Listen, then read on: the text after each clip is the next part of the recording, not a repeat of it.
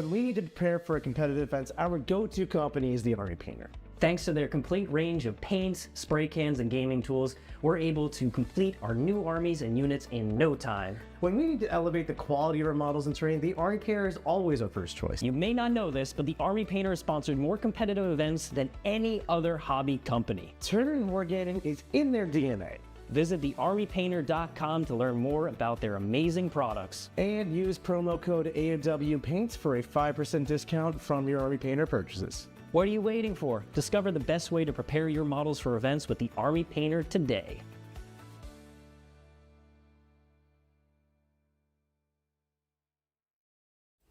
What's up, everybody? Welcome to another super exciting Tuesday, the best day of the week. This is the week that we rank Chaos Space Marine units. We're going to find out what's broken today, Quentin. What is broken, Nick? Not that much. This is a really well-designed book. It actually really is. But, you know, that doesn't mean it's not got some power in it. It does. It does. It certainly does. It's got some really cool stuff. It's got some really cool units. And now we've actually got quite a few games with this codex, so we're able to share with you with some experience how good the different data sheets are. So we're going to be sitting here and we're going to be ranking them, and we're going to be basically telling you from the competitive player's perspective how good all the different data sheets are. Yeah, I'm really excited for this. You and I just played a game, I believe, last Wednesday. Yes. Yes, you can find that in the War Room now, between my Drukhari and your CSM, and it was really interesting, a real nail-biter there. Right, that's true. So we played some really good games. We have 2 games already up in the War Room with another one going out soon, and then I have that game against the Drukhari. So if you are into CSM, which of course you are, you clicked on this video, you can check out those games in the link below, thewarroom.phx.tv, where we have so many amazing coaching matches to help you learn the game and become your best. Indeed. There's a 3-day free trial going on right now. You can find the link to that in the description. While you're down in the description, don't forget to like, share, subscribe, and leave a comment. That will be super helpful for us to keep producing this wonderful content for you. We love producing this content for you, and you make it possible. So thank you very much for all of that. Indeed. So Nick, shall we get in to a codex that I have been very curious about, and was actually the first codex that I ever got and built and painted models for. Really? I didn't know that. My first army was a Red Corsairs army. That's super exciting. I'd love to see that. Okay. So, yeah, CSM are one of my favorite factions, and they got some really cool, exciting data sheets in here. I say we just get into it. I say we just get into it. Let's do it. What are we going to start with? Looks like we have Haarken Worldclaimer. Abaddon the Despoiler, I think. Abaddon. Okay, let's see if we can maybe write that at top so we can actually see it's a little far away. Yep. But that's okay. Abaddon the Despoiler, the big McDaddy himself. One of the very few Leadership 5 units in the game, aside from Primarchs. He is very fun.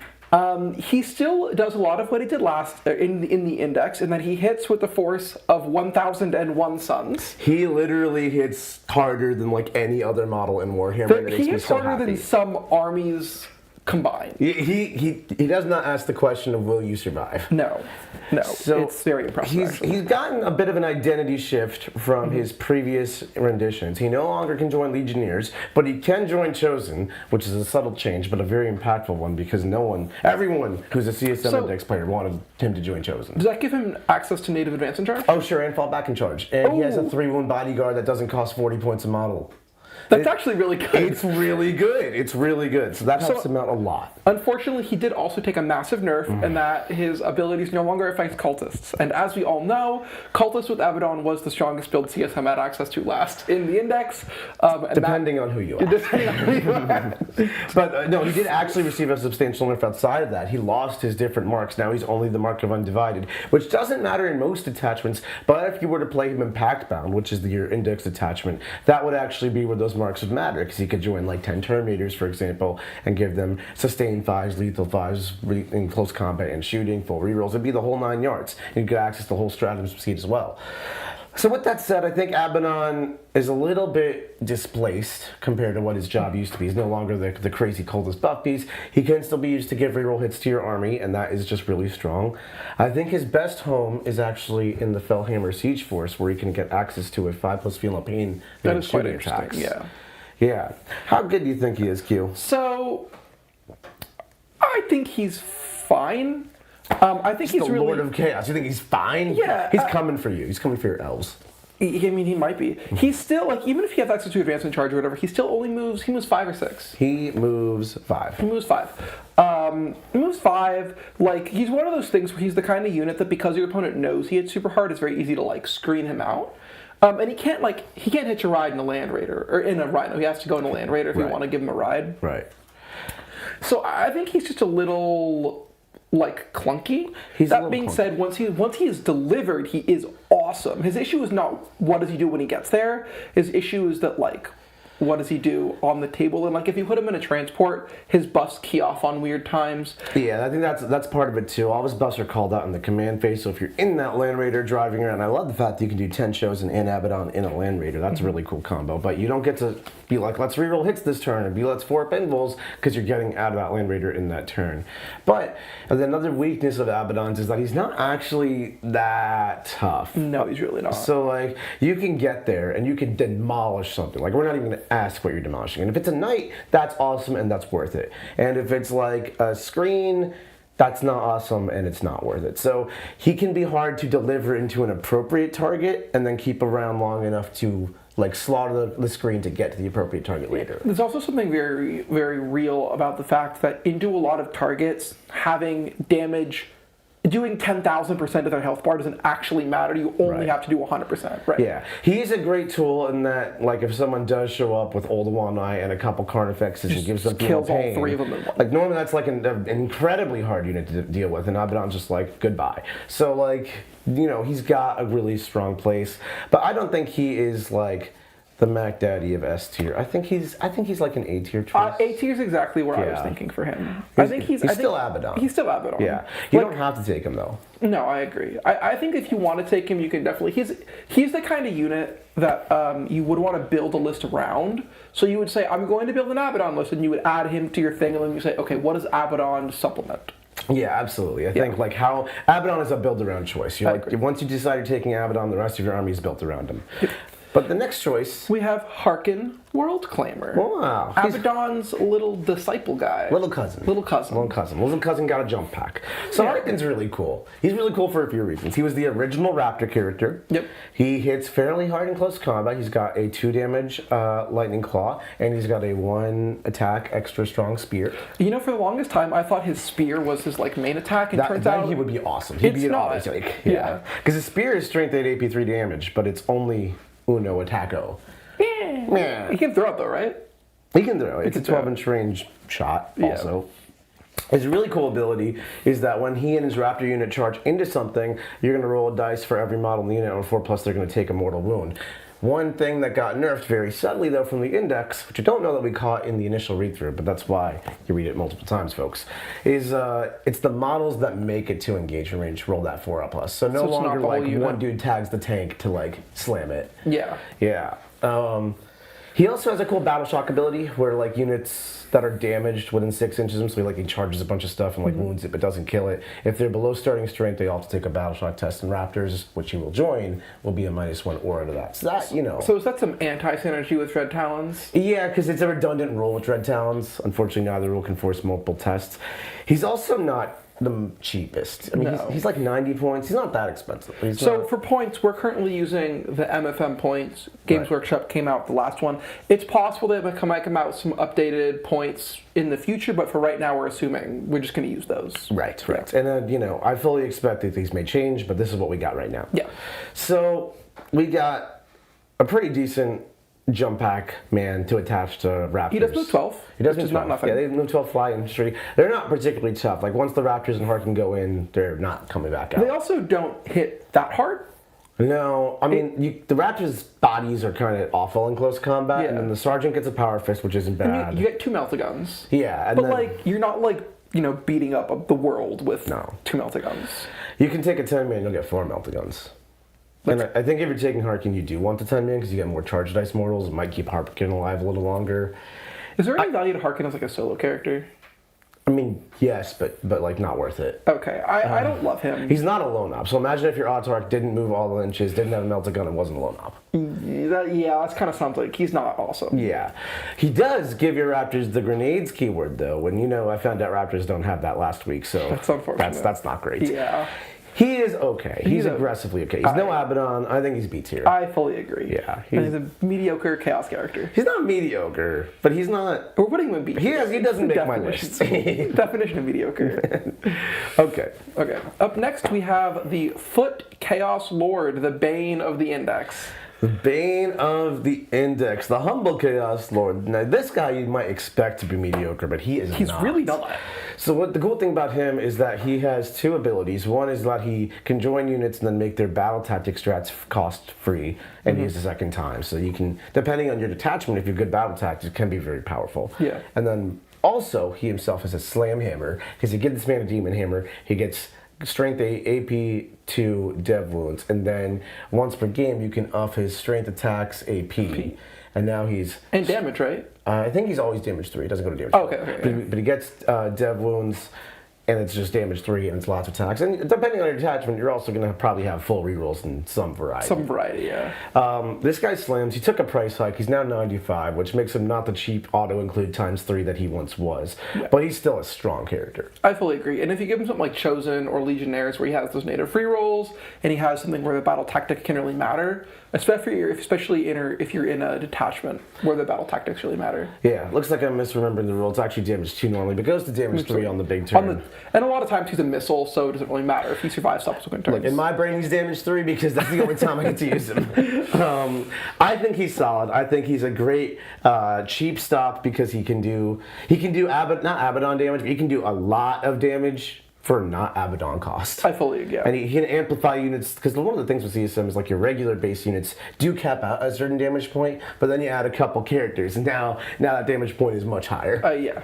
A lot of times, if you have in the old index and the damage stats of these units didn't change. If you had the Chosen and the Lord, each part of that 2 package would do about the same amount of damage. Yeah, which is pretty crazy when you think about it. Yeah. I would say this guy's a solid A tier pick. I fully agree. I think he's probably going to end up being in the top of A tier for me. Yeah. Yeah. Yeah. Okay, so next we've got a good old-fashioned Huron Blackheart.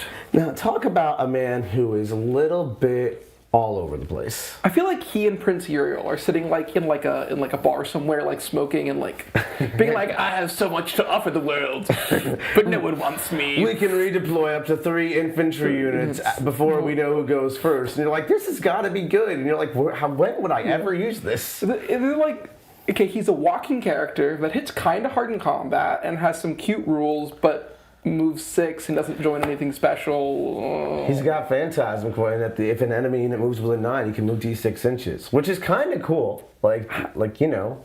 I don't loathe him. No, I don't loathe him either. I think he's quite decent. But I also don't think he's anything exciting. Like, one of the challenges, which you will find as we get to the CSM datasheet tier list here, is that half of it is characters. Yeah. Which means, honestly, we could have broken this up into the character data sheets and the non-character data sheets, but you can't. The characters are kind of competing with themselves in that you're not only going to make an army of characters. I've tried it, and because of that, like, if Huron is a decent character, but the Lord is an amazing character, you're not taking Huron. I think at every time you look at one of these named characters, you have to say, is this better, or does it do something special over just a regular Chaos Lord? And I think the problem for Huron is that every time I would rather just have a Foot Chaos Lord. Right, like random flamer, reactive move sort of, and redeployed bad version is not better than I'd actually just kill you. Yeah, because a lot of the times your infantry units are going to be in transports. Yeah. So we're going to put him in the same category as Mr. Haarken. I agree. He's not objectively bad. No, it's all relative to itself, right? Yeah, I agree. Exactly. Okay. Up next, we have the Chaos Lord in Terminator armor. Termy Man, who he does not go Super Saiyan. So he has the inverse ability. They both have the same battle tactic, making free stratagem thing. And unlike the Lord joins Legionaries and Chosen, the Lord joins Terminators. Terminators are a worse baseline data sheet than Legionaries and Chosen, point for point. And then instead of going Super Saiyan, he goes defense mode, where all damage into him is halved. Yeah, I think he's cute alone. The problem is that ability does not help the unit, and it doesn't help him until his unit's dead. Right. And I am honestly not afraid of 1 foot Terminator Lord. Yeah, like the reason the Lord is good is because you pay for this guy who shouldn't be that world ending, and then you buff his stats He up, and then actually he is world ending. Yeah. And the Terminator guy is like, you pay for him, he's not world ending, but he's tough. But you don't experience that toughness until you've already went through the Terminators. As a solo character, he's okay, but this Codex is made of characters. You don't need to take excess characters that are okay. I fully agree. This is like another B tier choice. I think he's a B tier character. Yeah. I put him in the bottom though. You think he's worse than the other two? Yeah, I think he's the worst of the B tier characters so far. There's gonna be a bunch of B tier characters, I expect, but maybe some A and even other tier characters. The Chaos Lord with Jump Pack. Jump Pack, man! No, he only joins Raptors. Is that correct? Yeah, if he could join Warp Talons, it would he'd be such a game changer. Incredible. If he could join Warp Talons, he would be an S tier character. 100%. Like because Warp Talons are, well, we'll get to Warp Talons. We'll get to Warp Talons. The Jump Lord, my problem with him, so again, he's a Lord, so he's going to have the free battle tactic, whatever, and he is a Lord in that he gets the same set of weapons, so he can take that Terminator. But he doesn't get the Super Saiyan ability to increase your strength, AP, and damage. Instead, Mr. Quinn, his ability is your unit gets 6-inch pile and consolidates. Which is not awful. Unfortunately, it's only on Raptors.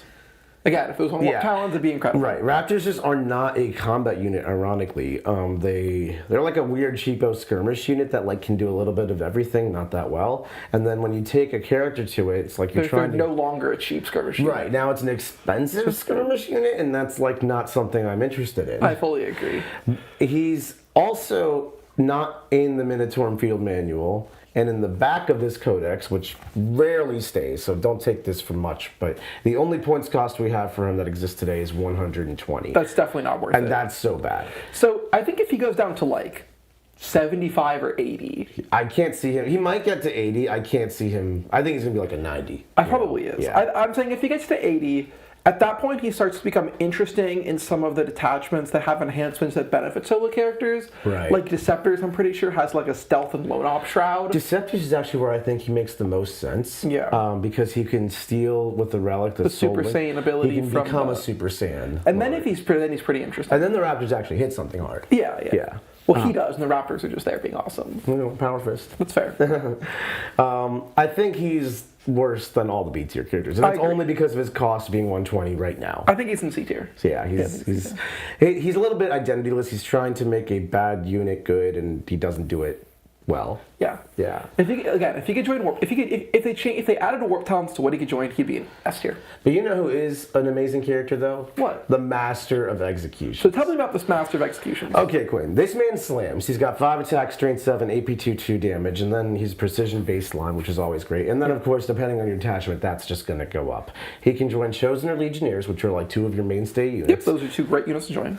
If your unit with the Master is targeting an enemy unit that's below starting strength, so like I shot it with a bolt pistol, I threw a grenade at it, like anything, I get reroll hits against it. That's really good. That's really good. And Legionnaires natively reroll wounds. If you're on an objective. Which like can't not be. Or, otherwise reroll 1, so when you're strength 7, that's really good. Yeah. So, yes, this is a character that's 80 points. He joins units that are cheap and points efficient, and they slam mega hard. For the same exact reasons the Lord is good, this guy is good, but he's more about buffing the entire unit and less about just being the beatstick himself, which I actually really like. Yeah, I mean, he buffs the unit, which is great. He also hits respectably hard, which is great. And native precision, there are a lot of times where I'm like, it'd be nice to have precision here, but it's not worth the CP. I'm not going to spend a strat on it. I also forgot to mention he's got dev wounds, and if he joins those Legionnaires, that's reroll wounds, dev wounds. That's also really good. For 160 points, you get a Master of Executions and 5 Legionnaires with 2 heavy melee weapons. And a las cannon or like a chain cannon or whatever. Yeah. I love that unit. I think because the units that we're going to put into S tier are like substantially cracked, he's still an A tier choice, but he's like the top of A tier in my mind. I fully agree. I think he might be the best character we've ranked so far. Yeah, I mean, Abaddon does more on the table than he does, but Abaddon is like 3 times the cost. 4 times the cost. 4 times the cost. Like, it's crazy. So yes, I would Master of Executions, my man. Next, we got the Sorcerer. The Sorcerer. The humble Sorcerer. So what does the Sorcerer do? He does a few things. Another one of those characters where it's like a lot of little things that are all kind of meh. He joins a unit and gives it -1 to be hit and shooting. which is like not inconsequential, but it's not amazing. Not what I'm excited about. So I've played a lot of Death Guard recently, and Death Guard have -1 to hit on whatever I want. Reactively is a strat. Yeah. And so do Eldar. Yeah. It is a cute buff when I need it, but it's not something I would pay points to have all the time. Because if your opponent hits on 2s or has rerolls, or the math is already really skewed in their favor, it doesn't really matter. Right. He also has a decent gun. It's like D6 shots, strain 6, AP2, D3 damage, which I'm sure you're familiar with your Malignant Plaguecasters. Yeah. If he shoots you with it, you must take a leadership test, not a battle shot test. And if you fail, you will take D3 mortals also. So he can and it's dev wounds. So you could theoretically do a decent amount of dev wounds to something, mortal wounds to something, depending on if they fail at leadership and you roll a couple 6s. Yeah. But you could also do not much, and -1 to hit doesn't have to save you. No, I fully agree. How many points is he right now? He's cheap. He's 60, which makes him passable. He's not terrible. If he was expensive, he would be D for dog poop. But Yeah. I think at 60, he's passable, as you said. But Yeah. I'm still.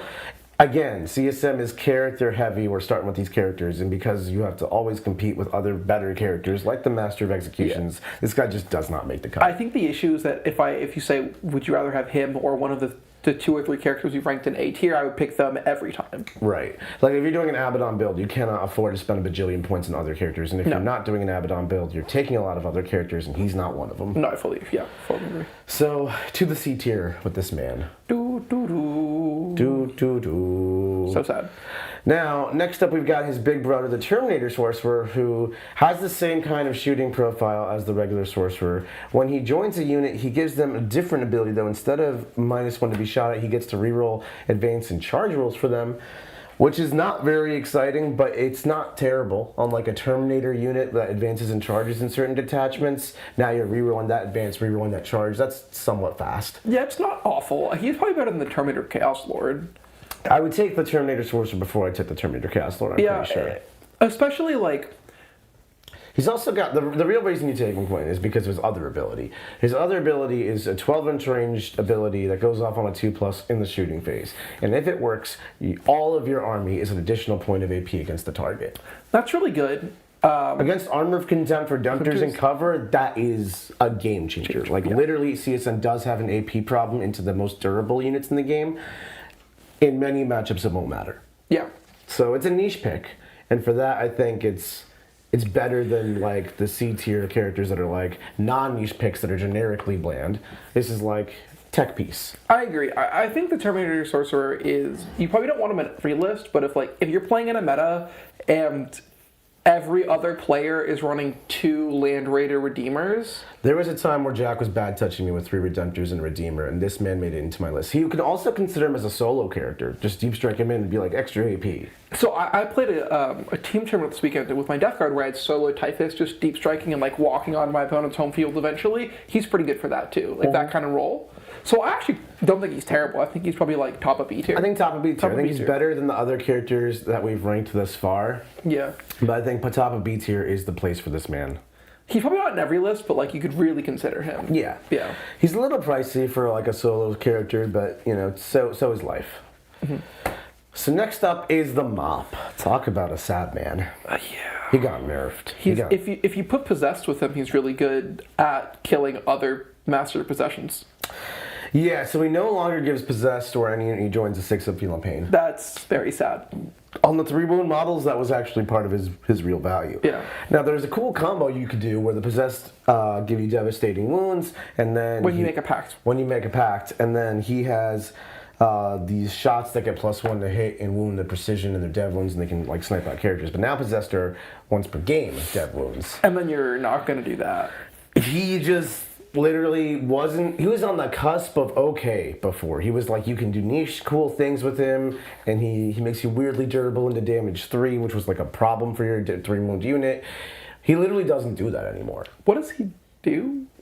He gives your unit +1 advance and charge. That's not worth a character slot or character points. And he can still give his own psychic attacks, which are not many, +1 to hit and +1 to wound. I don't love him at all. He is quite bad. Is quite bad. He's still not overpriced or anything. He's just never going to make it into one of these armies. I think he's also in C tier. I think so too. Yeah. Yeah, He's not D for dog poop, but he's having a party down there with the jump pack Chaos Lord. Yeah, and the sorcerers. Yeah. So Cypher got some big changes. He did get some big changes. So he no longer has the Agents of Vectability as we know it, meaning that he can make battle tactics for your opponent cost more all the time after their first usage. He now is just an aura of 12 inches of battle tactics cost 1 additional, which is hard to apply. But it really is. It's very anti-synergistic with what he wants to be doing. Because he's a lone op who wants to stay outside of 12. So previously a lot of his value was he sits on your natural expansion on the corner of it and says, nanny nanny boo boo, you can't shoot me. Yeah. But now, if he's not doing that, he's not getting his Vex, he's not doing anything. Yeah, with that said though, the games where you really want Vex are not all of them. They are into Terminator spamming Armor of Contempt, Tyranids Invasion Fleet spamming Feel of Pain. Those are the battle tactic. I'm going to use this to amp up my durability armies. And that's where you will struggle to see a CSM to kill them, and killing people is your primary strategy with this faction. So I would suggest that, Terminators sit in the middle of the board on some objective. It's not hard to get within 12 to just make it so that when they pop Armor of Contempt in the shooting phase and in the fight phase, it's going to be a 4 CP adventure, not a 2 CP adventure, and then you probably can't afford to do it twice, and then I can actually crack your unit. So I think for that reason, plus the fact that he is a lone operative with good pistols, advance and shoot, action and combat still, all those are still there. His combat also got way better. Did it really? Well, his pistols now are his combat. Oh, so he shoots you as his combat so he can actually move up, shoot the crap out of you, punch the crap out of you. That's 6 attacks in shooting and combat, strength 4 AP 1/1 damage with sustained hits, and then 3 attacks at strength 8 AP 3 2 damage with sustained hits. It's not bad. It's really not. I mean, he's cheap. He answers in actions, he combats in actions, and he's a niche tech piece for specific matchups in their battle tactic phase. I really don't hate him. I think he's quite decent. I know he got changed, and a lot of people are down and out on his ability, but I genuinely think he's top of B tier poking into A tier. Yeah, I agree. Yeah. So bottom B tier, top A tier, what do you think? I think he's bottom B tier. Or top of B tier. Top of B tier. Yeah, I agree with he's that. in the same area as the Terminator Sorcerer. He's trying to break through, but he's still B tier. He distinctly does something. It's a unique job. Yeah. I think he'll make it into a variety of lists for doing a unique job. I think he's quite solid. Yeah. Okay. Yeah. Up next is the Warpsmith.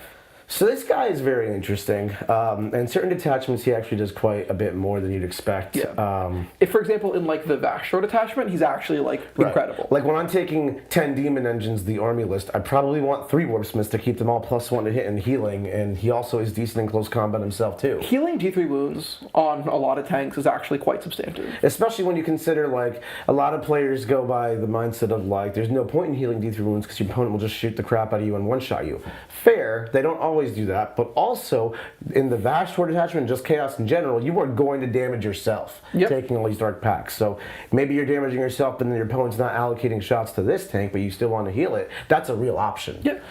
Or a tank just randomly survives. And everybody likes +1 to hit. No one's going to complain about that. If a tank survives at 3 or 4 and you heal it past the bracketing breakpoint and then you apply +1 to hit, that's +2 to hit. He's also one of the only characters who can join Havocs, which I've not found a great reason to do, but I'm looking. I think that's a cool thing. The reason you take him is if you're taking a tank-heavy army. I don't think you'd run him outside of a list that's built around him, but that's okay. You wouldn't run Abaddon outside of a list that's built around him. In the right scenario, you build your list detachment arm, I think he's an A-tier choice. I agree. I think he's not something you just slam into every list, but in the lists where you want him, you really want him. Yeah. To the A-tier with the man. Woo. All right, next up, the Dark Apostle. For talking cultist detachment.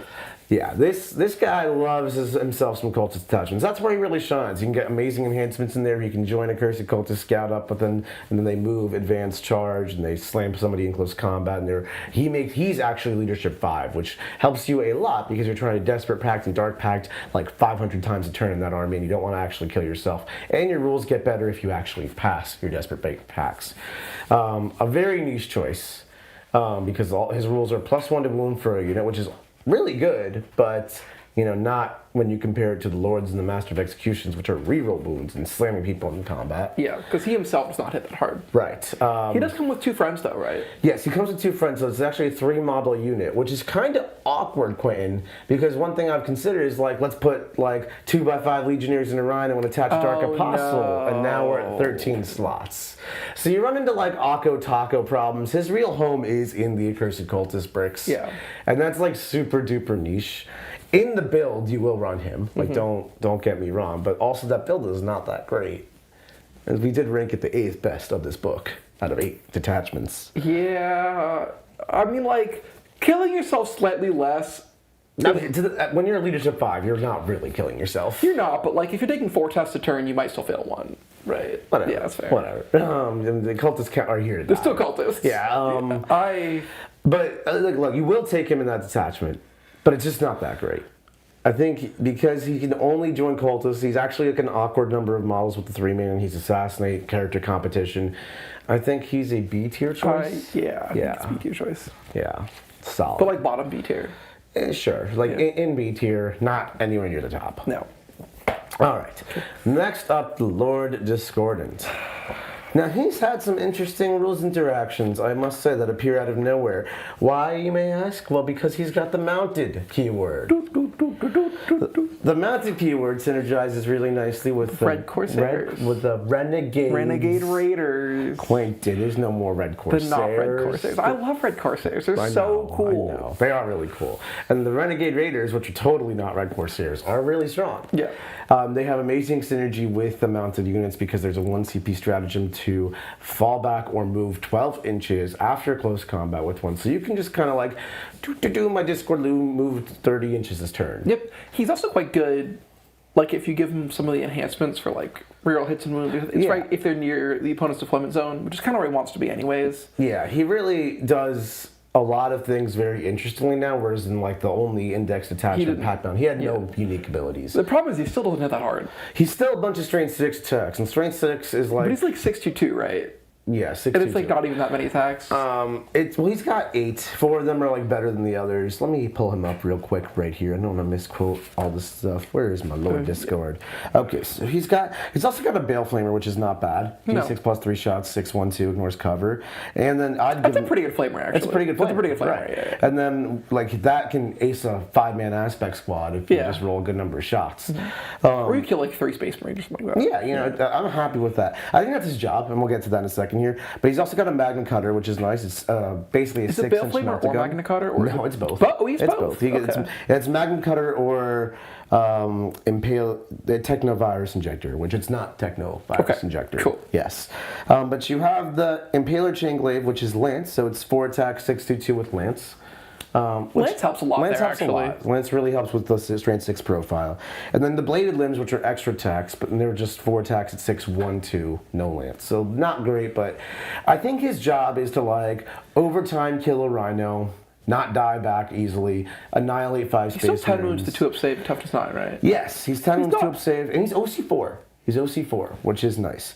I don't... How many points is he? He's 190. He's not cheap. But he's the price of 2 skirmish units. Yeah. But he was better than all skirmish units. In Raiders, he's really not bad. In Raiders, you can move him up, charge him, you can advance and charge him in Raiders, and then fall back another 12 and get deep in your opponent's backfield where they can't necessarily deal with him, then just take it over with him. Is he 4 up Invuln? He's 5 up Invuln. Okay. Which is not great. But he's 2 up armor, and there's access to battle armor of contempt for -1 AP on many detachments. He loves that.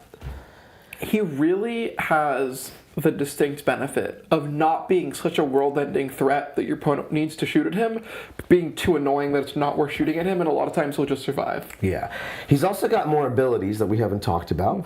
At the start of the shooting phase, you can select an enemy vehicle within 12 of him, and your entire army will just reroll 1s to wound against it.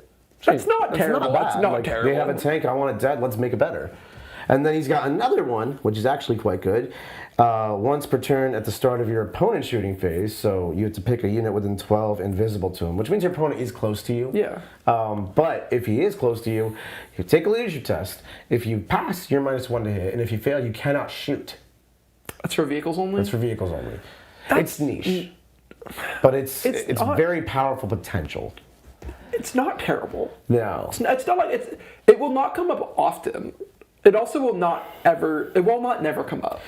I think he is actually quite decent. I know he's been a meme In Raiders specifically, I agree. Yeah, in other detachments, and I know the Index is where he's getting a lot of his stigma from. In Index, he's got no home. But in Raiders or in Trashtorr, I think, because he's just more toughness 9, toughness 10 vehicle profile, and he's fast and does a different thing.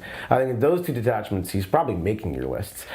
With that said, I still think he's a B tier choice. Like, he's a job. I agree. You don't have to take him. He's solid. He's not a meme. No, he's not. He's So I'm considering taking CSM to an upcoming GT, and he might actually make my list. Yes. Yeah. Okay. Next up, we've got Trashtorr. Trashtorr, no longer Trashtorr. He's renamed. He's got the V back. This guy got quite the glow up. He really did. His issue before with his hammer was like what, like AP1. AP1, damn, strength 8, right? I don't know. It was like a regular power fist. But now this main man is strength 14. Yep. And he's AP2. Yep. And he hits really hard. Yep. He's actually pretty tough. He's 14 wounds, 2 up, 4 up. Mm-hmm. He flies. He's just solid. He's a solid dude. And he gets your Demon Engine's +1 strength. And in the... Was it shooting in combat? I believe so. I don't think combat matters too much there, but yeah. So it makes Forgefiend strength 11? It makes Forgefiend strength 11. It makes their Hades autocannon strength 9. Ooh. It makes Venomcrawler strength 8. No, strength 7. Those are all real breakpoints. Yeah. He also, any time an enemy unit shoots at him with any amount of weapons, so like if you want to split fire the las cannon at him and 12 bolter shots go somewhere else, all of the weapons get hazardous. Which I find actually hilariously amazing in my favorite detachment, the Dread Talons, because, Mr. Q, take a bunch of hazardous, battle shock, your blow starting strain. Oh, yeah. Yes. Oh. And like, what are you going to do? Not shoot him? Okay. He's a Trashtorr. He's going to hit you. He's kind of durable, too. He's pretty durable. You have to put real love in it. I actually quite like him. I think he's quite good. I think he's quite good. I often think it's him or a Demon Prince in my mind, and we'll get to the Demon Prince very shortly. I think they're both great choices. I think he's an A tier pick. From like Trashtorr to A tier. He's 190. He's 190? And the Prince is 180. Wow. Yeah. He's really good. He's really good. He's really good. He's really good. And then to A tier. Yeah. I know. Okay. Wow. The footprints, perhaps not as good. Much like the rest of CSM characters, there is competition for the toughness 9, toughness 10, 2 up, 4 up per So I think body. A lot of time it's important to remember that like when you're building your list, you're probably going to have 3 of the foot characters and then maybe 1 of the like T9 2 up save character. Or like you could take more, but like how many are we taking? Yeah. So like you're probably not taking Trashtorr and a Disco Lord and a Demon Prince and a Flying Prince. Right. You get one of these guys. So there's going to be competition amongst themselves, and unfortunately, I think the footprints, because he's literally on foot, is kind of the odd man out here. Yeah. His ability is nice defensively. It's basically an order of stealth and cover for infantry. It's not terrible. We're also not like foot slogging CSM around the table like that. No, they're in transports. That's not a strategy. Yeah. And the Rhinos don't benefit at all. And then he's like another model that doesn't fly and has to walk around terrain. Your Rhinos are walking around terrain. Your Venomcrawlers are walking around terrain. Your Forgefiends are walking around terrain. Real estate's a problem. Yeah.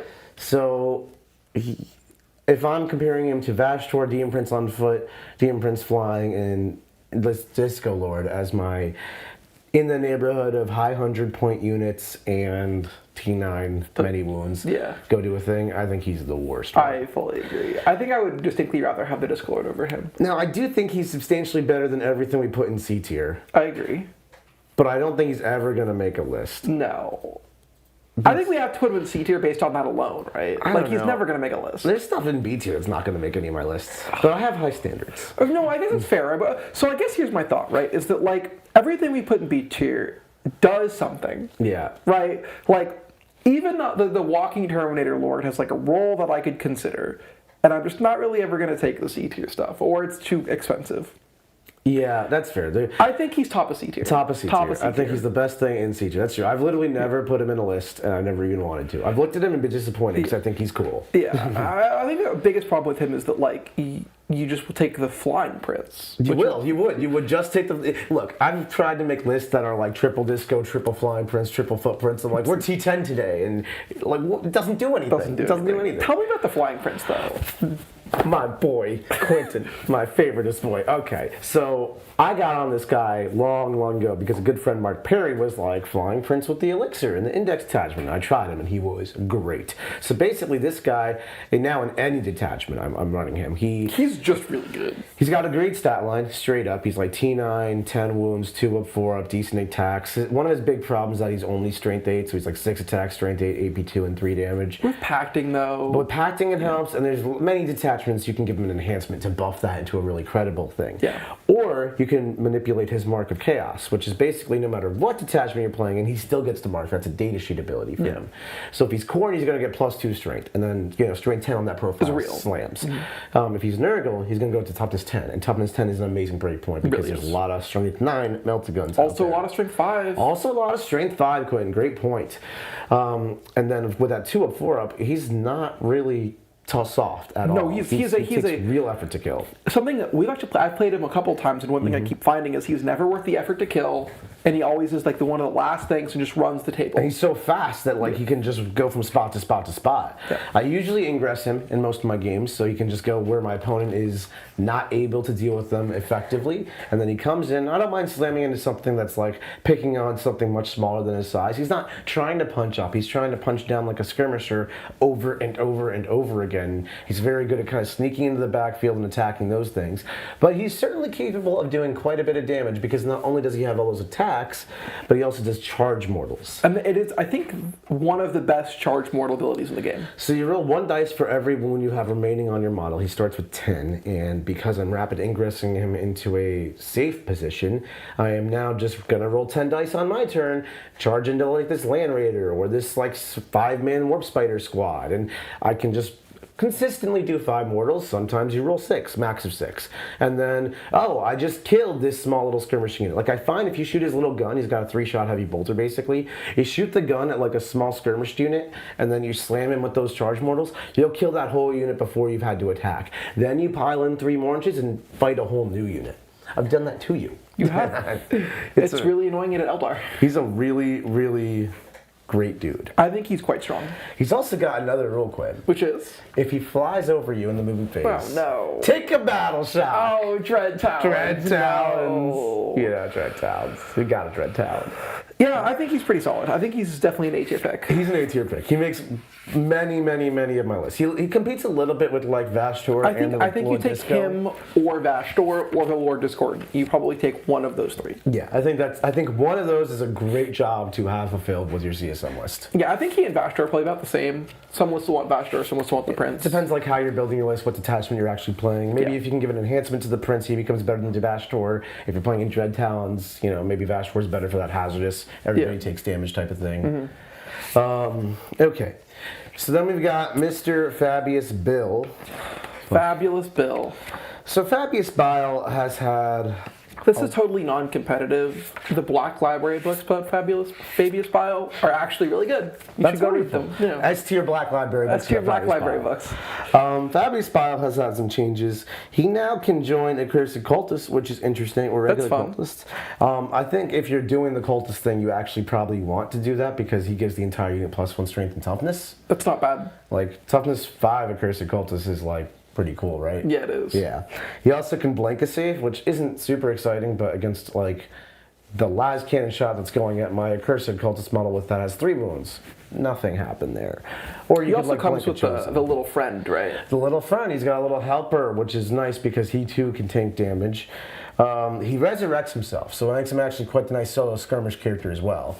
So you can run Fabius Bile onto the midfield objective, die, stand right back up, and now you forced your opponent to come contest it instead of just shoot you off. That's not terrible. No, it's actually quite nice. And against armies like Tau, who don't want to come near you and don't shoot you then charge you, it can just be like, I hold these 5 primary points. Yeah, it's pretty good. Yeah, it's very nice. So he's got a lot of niche picks, niche usages. He often doesn't make my list for the same reasons that like we have still are in characters. Yeah. How many units have we ranked so far? Oh my god, we're still in characters. We're still in characters. Oh, wow. But But folks, he's not bad. I think he's a niche B tier pick like the Sorcerer, Terminator, Lord, and all that I think stuff. he's fine. Yeah.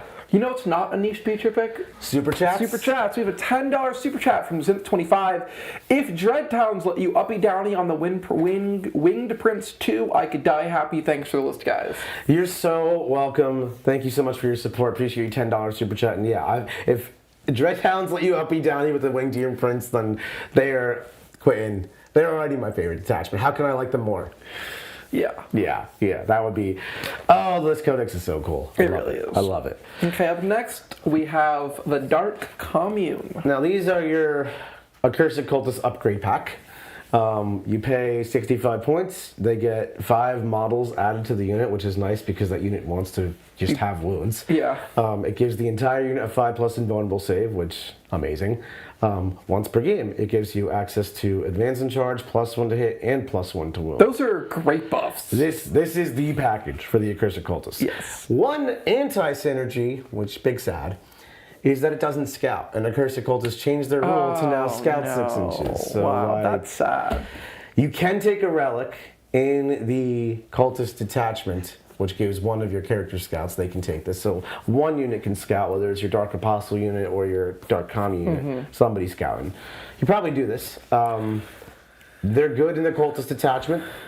I don't see you taking them elsewhere. You might run an Accursed Cultist unit elsewhere, like just to have like one blobby type of thing. I've seen that sometimes. And then you would probably run it with the Dark Commune because like +1 to hit, +1 to wound, advance and charge, 5 pinfall, great rules. Great rules.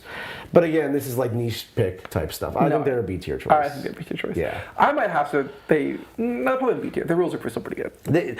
Look, 65 points for +1 to hit, wound, advance and charge, 5 pinfall for 20 dudes. You can't really I mean, it's also that. 5 guys, right? It's 5 models. Yeah, no, they're B tier. Yeah. If they were...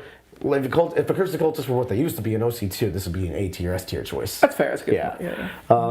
Their rule didn't change at all. What? The Dark Commune didn't change. No, right? they didn't The change units just got just the unit they joined got worse. Yeah.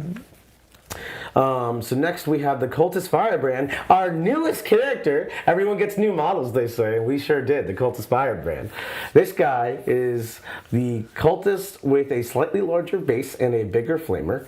His flamer is like hilariously good, right? It is. And when I say hilariously good, I mean it's like for a cultist. Cute. Yeah, it's like slightly better than average. So it is D6 plus 3 shots, strength 5, AP 1 damage. Okay. Hilariously good. Yeah, hilariously good. He is leadership 6. In Black Legion, you can make it max shots. You sure can. You sure can. You used to be able to actually take flamers in your cultist units, then you could have had like a flamer Death Star with Abaddon. Anyway. You can reroll leadership tests for him and his unit, and that's why he's a consideration, because he can join your cultists or Accursed Cultist units, whatever, and then in the cultist detachment, you're going to be taking dark packs and desperate packs literally all the time, and you're going to kill yourself. But Elite 6 rerollable, you're probably not going to kill yourself. But you know his other best rule, Quentin? What? In the shooting phase, yeah, if he hits you with his flamer, yeah, and you're an infantry unit, okay, take a battle shock test. Dread Talons! Yeah. Rapid ingress. Rapid ingress? What are you saying? Rapid ingress him and he walks out and shoots. Don't do that. Okay. This guy I think is our first D tier choice. And the reason I say that is because, again, it's another unit we don't have points for in the Minotaur and Field Manual, so we're using the back of the book. How many points in the back of the book? 16. 60 points for this Assassinate, 4 wound, 4 up armor save, toughness 4 cultist with the flamer. So I could have him or a Master of Executions. Well, there's a 20-point difference there. Sure. Yeah, it sure is. Is. Yeah.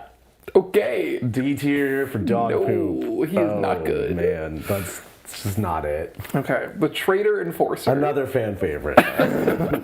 So this guy can join Traitor Guardsmen, and there's an Ogre bodyguard. He's pretty decent, pretty tough. There's also this guy with a power fist walking around. It's not so bad.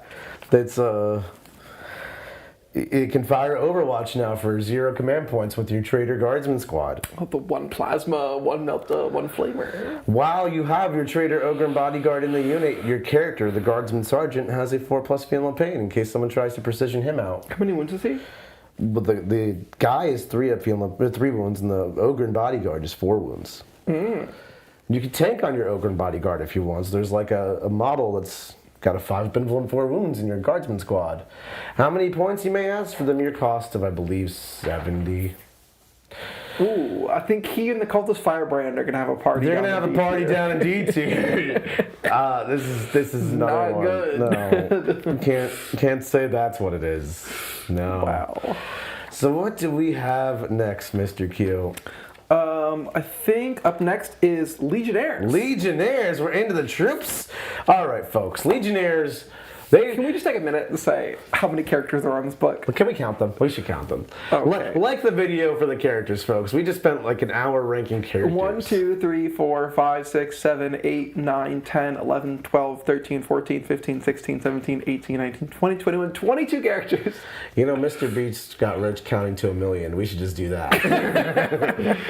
22 characters. All right, folks. We're about halfway through the data sheets. We are now on our first non-character unit. Let's do this. Okay. Like the video for the characters. Subscribe as well. Don't be that guy or girl. Be the person who subscribed to Art of War. What do Legionnaires do? They slam you in the face. They're just tactical marines, right? They're just tactical marines. No, they're not. Do not insult them for you banished to the banish zone with you. Okay. Legionnaires started at 110 points. Then they went to 90. Then they went to 80. And at 80 points per model, they are cracked. 80 points a unit. 80 points per unit. They are cracked. They are cracked. They are insane. So it's 5 models, just base marine profiles. 2 wounds, 3 up armor, 4 toughness, 4, whatever. They have 3 attacks each, and they can each get a free weapon of your choice. I really like the Reaper Chain Cannon because 8 shots is 8 shots. Yep. And then you get 2 heavy melee weapons, and those are basically power fists. Your strength 8, AP 2, 2 damage. So you got 6 of those attacks. You got 2 chainsword guys, and that gives them an extra attack. So 8 attacks, strength 4, AP 1, 1 damage, and then this 8-shot chain cannon. Then, of course, they're OC2, and they have the grenades keyword, so good stuff going on. And then, Quinn, their best part, reroll once to wound, or reroll all wounds in melee on objectives. Yeah, these guys are insane. You take a Rhino, you take 2 units of Legionnaires. It is a 235 point package. You get 3 units in a transport, well, within the transport total. A lot of scare machine nonsense, a lot of goodness. You can attach characters to it. There's still space in that Rhino for the Master of Executions or the Chaos Lords or whatever. You go out there, your Chaos Lord or Master of Executions will now benefit from reroll wounds, and now we're cooking with some gas. The Master of Executions in particular will give all these power fists reroll hits. Assuming you're shooting a damaged target, shoot that Reaper Chain Cannon to kill a guy. Shoot the Stormbolter off the top. Shoot the Rhino. Shoot the Havoc launcher, yeah. And like it's such like that little package. I mean, you've been quite the victim of these units recently. I really have, yeah. They're incredible. I think they're the best or the second best unit in this codex. They put them in S tier. We finally have a contender. They belong in every single CSM list. I don't think it's not even like a you take 1 unit of Legionnaires to hold your backfield. Like you take like 6 units of Legionnaires and like every list. My list started with 6. I think I might start exploring with what 4 units looks like, but 4 to 6 is like where I'm running. Yeah, they're incredible. They are having at least 2 full Rhinos full of 4x5 Legionnaires, 3x6 Legionnaires, and 3 Rhinos. Like that is amazing. At the end of the day, they're still OC2. You get 9 units. OC2 on most of it. 6 chain cannons, 12 power fists, reroll wounds on the lot for 705 points. Yeah, it's crazy. That's crazy. Yeah. It's like a third of your list. Yeah. And you get 9 units. When did CSM become sisters? I don't know. I like it. So yeah, S tier for those boys. Up next, Chosen. Now these used to be what Legionnaires were, but then they got price hikes and Legionnaires got price decreases, and such is the life of the meta. Yes. They still advance and charge natively. They still fall back and charge natively. They still have power fists. They still have a lot of strength 5 AP2 attacks, and they're still solid. Yeah. They give the character, which is probably the most important part, advance and charge. But fall back and charge is great. Fall back, shoot and charge, advance, shoot and charge. And of course, they have 3 wounds each, not 2, which is a massive break point in a lot of situations. You also get more like power fists, lightning claws than you get in the Legionnaire squad. So similar to how we had 1,000 characters and we had to compete characters versus characters, these are directly competing with Legionnaires because they are the same slot in a Rhino, the same job on the table, the same vessel to deliver a character. Yeah. The difference, however, is they're basically more than 1.5 times the cost. Like 130 versus 80 is not insignificant. No, I agree.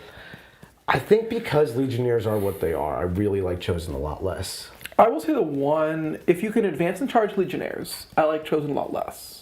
If you're in an attachment where you cannot advance and charge Legionnaires, I think Chosen are a different role because the threat range is so much bigger. Abaddon also can join Chosen, which I think is an amazing boon because that is the best place to join Abaddon. I fully agree. Yeah.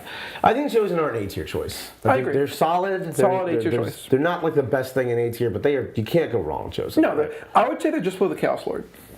Yeah. Just Chosen with the Chaos Lord is a great, great package. Yep. So next we've got Havocs. Havocs are one of my personal favorites. They're down to 120 as well. I liked them at 135, felt like they were a little too out of price budgeting. And 120, especially with Legionnaires going down, I don't mind overpaying for other units because like you get points back. It's about the sum total of your list. You know, 4 Reaper chain cannons and some detachments get reroll hits, reroll wounds automatically. That is 32 shots with sustained hits or lethal. Yeah. You can get an extra AP and Renegade Raiders, or you can go 4 Las cannons with sustained 5s, or 4 Las cannons reroll hits, reroll wounds, and like slam vehicles for 120. Anti-tank at range is a real challenge for CSM, believe it or not. I don't hate 4 guys with Las cannons. It's a solid unit. Yeah. I mean, I've used it against you. They just picked up your Falcon, lived to tell a tale. They got a Power Fist. It's Falcon's 5 too, right? Falcon's 5. Yeah. I don't think they are auto-include by any stretch, but I think they're a very good unit. I agree. I think they're like bottom A tier. I think bottom A tier. Like I can be like Chosen, Legionnaires, and Havocs are all the foot Space Marine model that goes into a Rhino, and like just depends on which flavor you want. But they are real value. Yeah, 100%. Yeah. Okay. Sergeant get like a Power Fist. Sergeant gets a Power Fist and a Plasma Pistol or a Flamer. It still kind of hits in combat too. Yeah. I mean, you'll beat up like a squad of Aspect Warriors. Absolutely, everything will. The Occultist Firebrand might kill a whole unit. Oh no, not the Occultist Firebrand. He said he's got an impressive flamer. Next up, we got Noise Marines. I think they got removed. They from are this. actually not a CSM unit They are anymore. now in a separate Emperor's Children Index. Yes. Yes. So we don't actually know anything about them at this moment. Yes. So this is unfortunately a sticky from an atavistic limb. Yes. From previous time. Don't worry, folks. When the Emperor's Chosen Index comes out, we'll be covering it, we'll be reviewing it, we'll be talking about it, we'll be playing it, and you can check all that out in the War Room and on this YouTube channel. So subscribe for the subscription gods and check out thewarroom.vhx.tv to check out those games. Yes. Raptors. Raptors! I really want to like this unit, and I just cannot.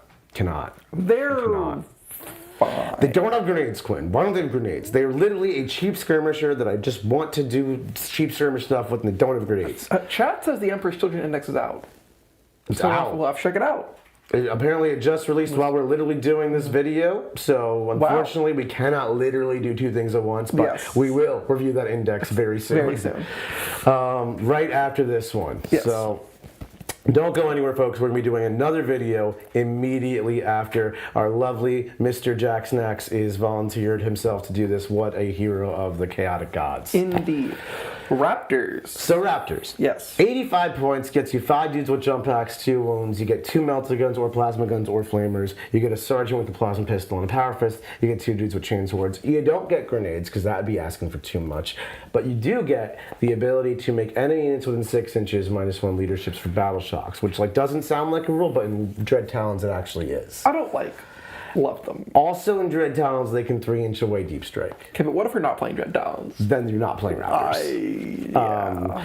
Look, I think in Dread Talons you should play them because like not only the theme to it, but they actually make your rule work at -2 leadership, and that's like the point of your detachment is to make people battle shocked, and they do that. In every other detachment, they are outclassed by other cheap skirmishing units. One we might get to next. One we might get to next. One very exciting one that might be after this one. But because that one exists and these ones don't have grenades, this is a C tier choice. Yeah, I want to put them in B tier, and I'm just not going to. They're not good. Yeah. I almost built the 10 Warp Talons we have, like the second set of 10 that we have, the 20th. I almost built them as Raptors. No, I didn't. Oh, no, I didn't. I'm so glad. Okay, we have up next a unit that has been literally literally haunting my nightmares. What do you mean literally? I had a nightmare about Warp Talons the other day. Yes, I did it. I infiltrated Quentin's brain. The Dread Talons are coming. You literally have Dread. It was very thematic. Next time I'm going to take the Dread Eater enhancement and I'm going to eat your dreams.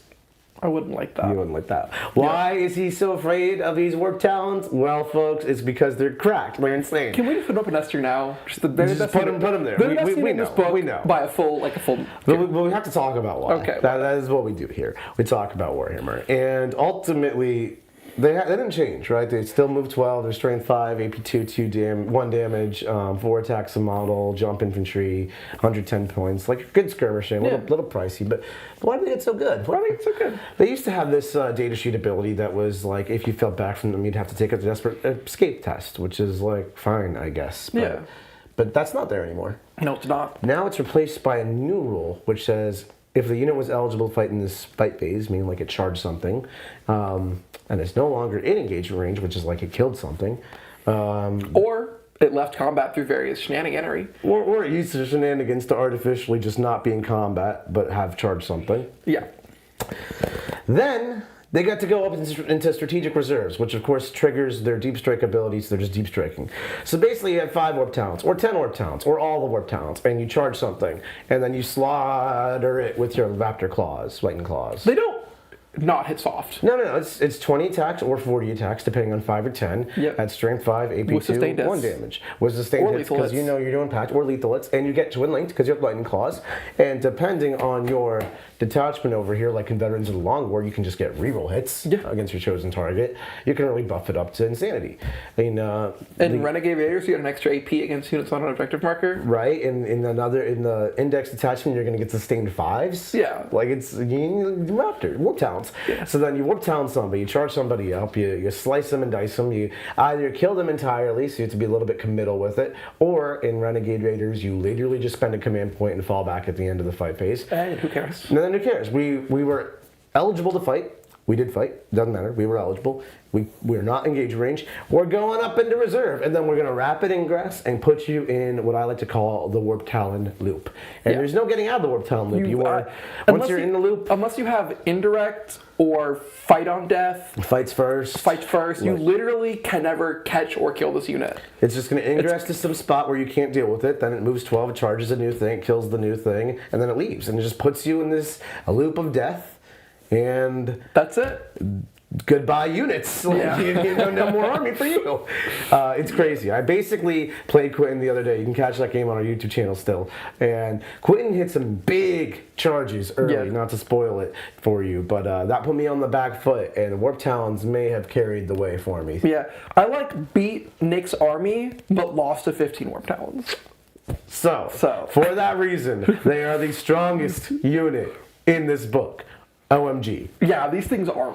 The rest of the book, well designed, fair, balanced. Warp Talons are insane.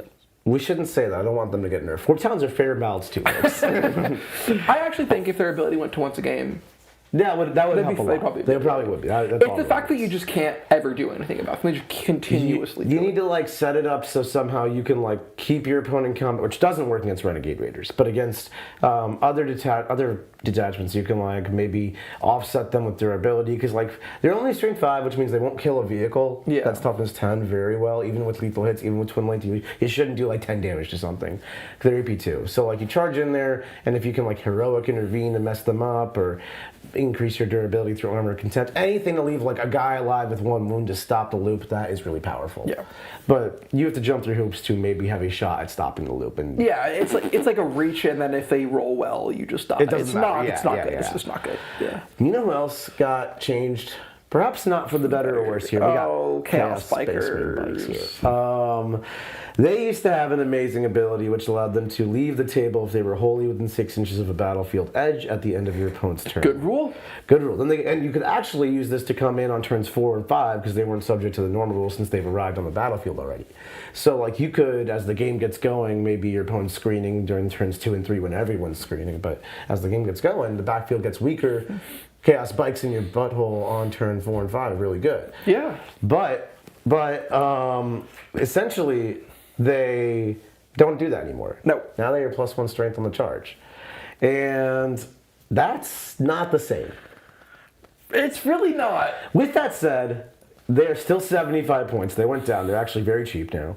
They're 3-1s each. They get 2 melta guns or 2 plasma guns, 2 flamers, same jazz, and a power fist on the sergeant. But they also have the combi bolters. They're also mounted. They're also mounted, which means they're great in Renegade Raiders. They get a chaos icon to reroll their packs, which is a substantial thing these days. And they're just a skirmisher unit that has grenades, unlike Raptors. I genuinely like them. They also have big long bases, which is nice for move blocks. I think I'd rather have a squad of Legionnaires over them. Yeah, I don't think they compete with Legionnaires. No. I think they compete with Raptors. They try to compete with Warp Talons. And lose.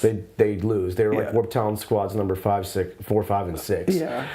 I think one of the things that this codex does particularly well is it has a lot of units between the 70 and the 120 point range, or the 30 point range. Like a lot of units in that point range. And you're really just trying to make an army of like MSU, multiple small unit, efficient units that are just very good. And like 3 bikes in a vacuum have nothing very impressive, but they are 75 points and they will beat up 5 Hawks. They will beat up 5 Warp Spiders. They will kill a Rhino with 2 melta guns and a power fist and a grenade shot. Yeah. And like stuff like that is really, really useful. Then they have utility because they're base size, the move 12, the mounted keyword. Actually, despite they're not going up and coming down, at 75 points, I've been putting them on my list a lot, and I've been very happy with them. Okay, so where would you put them? I think they are the top of B in that area. I think they're on top of B, and it definitely does something, maybe not the best. Yeah. If you want to go the MSU route with your CSM, they are probably going to make it into your list. But certainly not into every list. No. Next up, Terminators. Terminators, the anti-bikes. Terminators. Terminators? These are not cheap. They are 190 points for 5 dudes, or Oh, wow, that's 380 expensive. for 10. Yeah, they're not cheap. No, they're really not. They don't actually hit that hard. I mean, they don't hit soft, but like when I'm paying that kind of prices, I expect some results. Yeah, I agree. The Terminator Lord, as we've covered, doesn't do much for them. Because he doesn't amplify their damage, he amplifies his defense, and he's like the last model of the year. You could take Abaddon. Abaddon Terminators is perfectly fine. Like, they will end worlds, and they are a lot of durability added onto Abaddon to keep him kicking around longer. But we're talking 500 or 700 points, depending on how many Terminators you want to take here. Yeah, it's not like amazing. When I look at Abaddon, 10 Terminators is one little very damage-dealing, decently hard-to-kill unit. Or I look at 3 Rhinos and 6 Legionnaire squads, I'm like, well, that one's probably going to win the mission every single time. No, I completely agree. So I really struggle to see what place Terminators have in the Codex, but they are still in a vacuum decent unit. Mm-hmm. I don't know, Quentin, what are you thinking?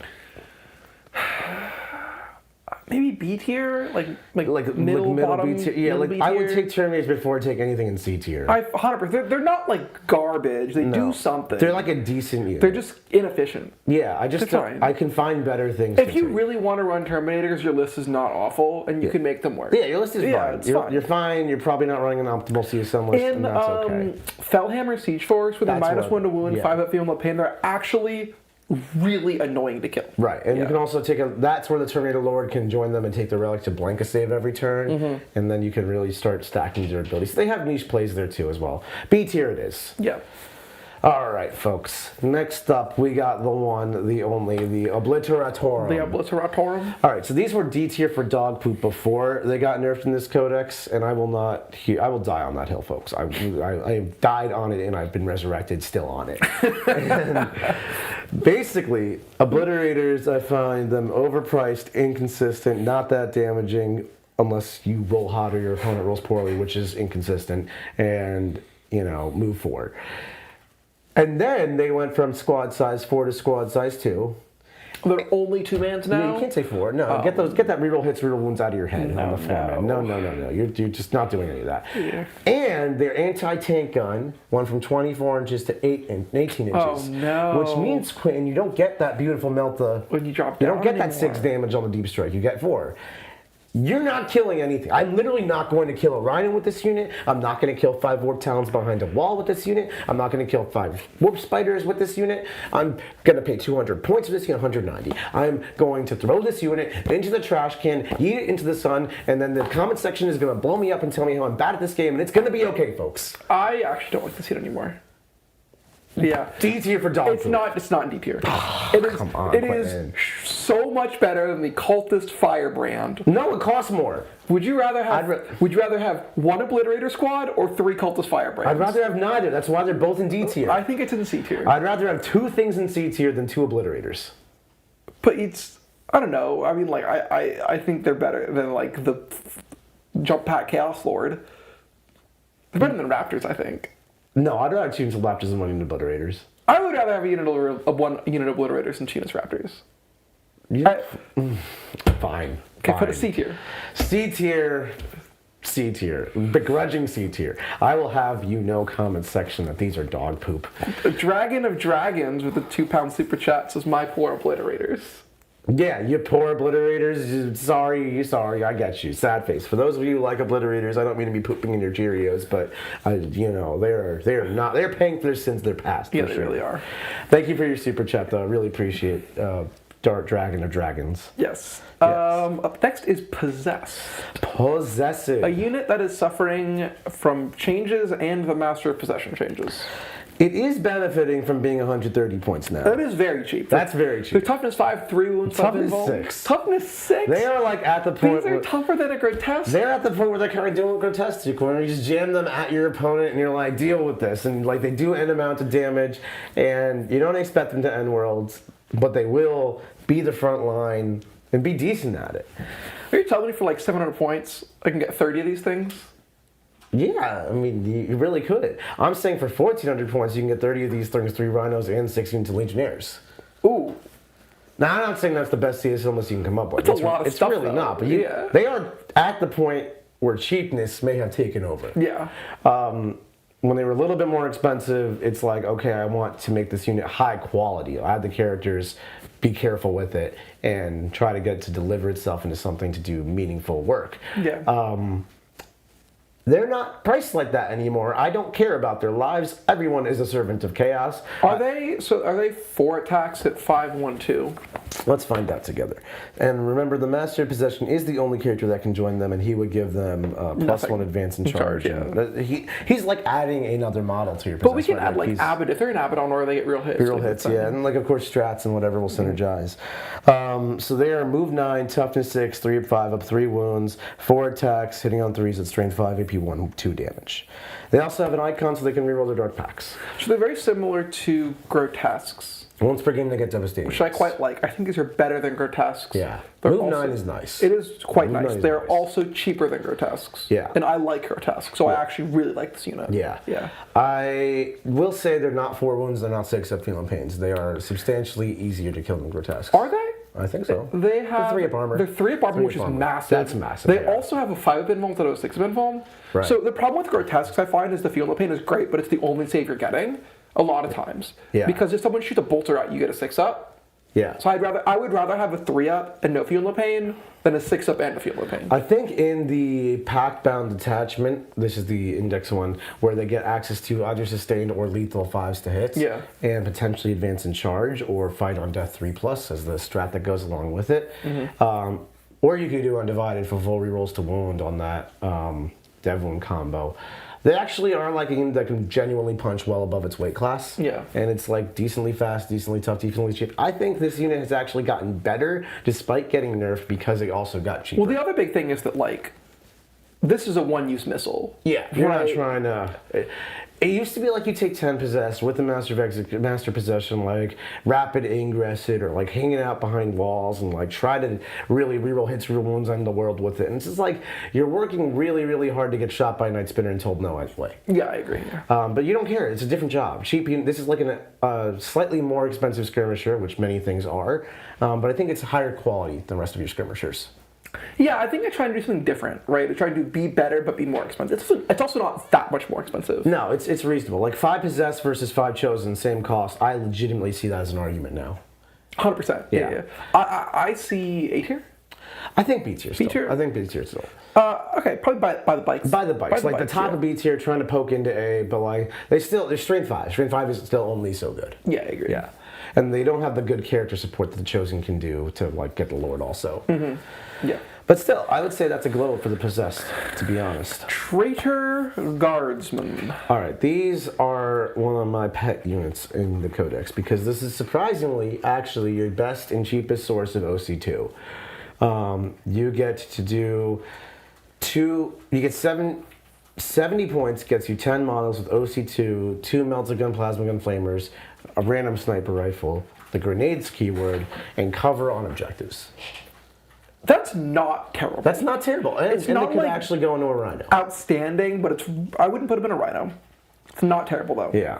I don't hate them in a Rhino as like if your Legionnaires get out, the Rhino is empty kind of unit. That's a good point. I will accept that. Right. If you already have a free Rhino. Right, because you're going to take Rhinos in your CSM list. They're like an amazing, amazing unit for your Yeah. army. So like, you may not take them, they're a dedicated Rhino, but they will find themselves in a tank driving around shooting 2 melting guns at the top. Yeah. That's not unreasonable. It's not reasonable at all. I don't hate them. I think No. they're actually quite decent. They don't make many lists because they are 70 points there's for 70 points Guardsmen. for Guardsmen, and we just don't really need them to do much. But I actually do like this unit. I think it's okay. I think it's better than C tier. I don't think it makes the cut, but I think it's better it's than a C very tier. bottom of B tier. Very If bottom we're of B assuming tier. units in B tier are like, you probably are not taking these always, but you might take one as a niche meta pick, Yeah. I think they're interesting. When I compare them to Cultists, like OC2 is a big deal. Yeah, it's huge deal. Yeah. So we got another super chat, looks like from Zinth25, $10. Thank you so much, Zinth. Question for you, Nick. Dread Talons has 0 synergies with vehicles, so how do you feel about War Dog allies to help Talons establish early skirmish victories and putting clunky OC8 bodies on objectives? Great question, Zen25. I think the War Dogs go a long way in Dread Talons. Like you said, they have 0 synergy with vehicles, and vehicles are a good source of anti-tank and durability, OC8, that kind of stuff. You don't have to do that because you have good vehicles in CSM baseline datasheet. Like Venomcrawlers I've been in love with. I think they're amazing. Predators I haven't really been trying out, but they're definitely on my to-try list. If Predators, I find them a little bit disappointing, then yeah, I'd probably actually look at like taking some Brigands or Carnivores to help out the Dread Talon thing. Another thing the War Dogs actually do really nicely in that detachment is they often have the little Havoc launchers on top, so you can be poking away at some units in the backfield trying to just to reduce them below starting strength, and then battle shocks for days. So that's quite nice. I don't think it's necessary at all. I think you have a lot of options. Like there's like a million data sheets in this codex, but I don't think that War Dogs are wrong in Dread Talons. You know, like that's totally fine. Thanks so much for your super chat, Zinth. I think Brigands are just like generically very efficient, independent data sheets. Yeah. So are Carnivores. Right. So if you're looking to supplement your army with like vehicles that do damage, you know, since the synergy is non-existent either way, this is just another data sheet to consider. Yep. Okay. Up next is Cultists. Regular humble cultists. Do they still scout sticky objectives? CSM cultists never scouted. Oh, they never scout. That's a Death Guard privilege. Yeah, see? Look at you. Check yourself. But you know what? I do get to do sticky objectives, which is also a Death Guard privilege. How many points are yours? 50. So are mine. Interesting. Well, thankfully, it's not a tier list of Death Guard cultists versus Chaos Spaceman cultists. Or if we can compare T-Sims, Cultists are the best ones. That's true. Yeah. But this is not a cultist tier list. Maybe next time. If you subscribe to the video and leave a comment and you want a cultist tier list, you let us know and we'll file it into the consideration category. We do have a tier list actually on best top 10 trash units, which is who is the best of the cultists, Yes. essentially, across the game. But today we're ranking units within the Chaos Spaceman Codex, and they do one job, and they do it the best out of all the units. And this job is to sit on your home field, press the sticky button, and then screen for the rest of the game. Yeah, they're great for that. They do that, only that. I want exactly one unit to do that, But I want it in every list. but I want it in every list. Yeah. Now, I don't think it goes into like A tier, S tier, because it's like a cultist unit that literally sits in your back Just door. absolutely nothing else. It does that job more points efficiently than everything else, but still kind of not amazing. I don't know. I refuse to put cultists in S tier because you want them in every list. That's just not happening. I think they have to go in A tier though, because you do take them in every list. I'll accept A tier. I think A tier. I think it's insulting to Abaddon, but I will accept it. Yeah. Put them right above Abaddon. I will hit you with this codex. No, that's fair. They do make it into every list. Perfect. Yeah, they're in every list. And like, you can honestly take more than one squad. You could take 2 or 3, and then you have like cheap skirmishers to go out there and be like, aha, please kill me while I deploy these homers, and that's fine too. Yeah. You have nerdlings, which also do that job, but you have a lot of data sheets. They're going to compete with each other. They really are. Yeah. Well, so next we've got the Accursed Cultists. The bestest cultists. So these ones actually try to do damage, run forward, blah, blah, blah, blah, blah, blah, at your opponent. Yeah, these guys get advance and charge, +1 to hit, +1 to wound. Yeah. These ones get better with the character. They basically need characters to really function. They no longer heal models, which was part of the really annoying thing about them. They scout. But they scout. Which is really good, but anti-synergistic because their characters don't scout, except for in the cultist detachment where you take 1 enhancement. Yeah. They're OC1. They're OC1. They're still kind of annoying to kill. They're annoying to kill, and they hit pretty hard with the +1 hit, +1 wound. That's still very much real. Yeah. I think they are decent. They're fine. In the cultist detachment, you will take 3 max squads. Yeah. Who are we kidding? I have actually considered Quentin taking min-size squads. Yeah. Just like a nice little cheapo unit. It's not cheap, it's like 100 points, but it just scouts 6, and then it's like not free to kill, and then it can move and charge, and then it just like blurs on your expansion objective on turn 1 if you try to hold it. Yeah. So I think it's okay for that. B tier? B tier, yeah, we're fine. Yeah, it's very fine. Yeah. Yeah. Just like aggressively fine B tier. Yeah. Okay. So up next is Felgore Beastmen, and I have a confession to make to you, Nick. What's that? I have not the faintest idea what this unit does. Well, it's changed, Quentin. Oh, has it now? Yes. So this used to be your only unit that scouted in Chaos Space Marines. But then other than that's the Accursed Cultists, the Felgore Beastmen were a little bit homeless. But let me tell you what they do now. They have You just passed them. Did I? Yeah, Oh. they're right there. Ah, sorry. Thank you.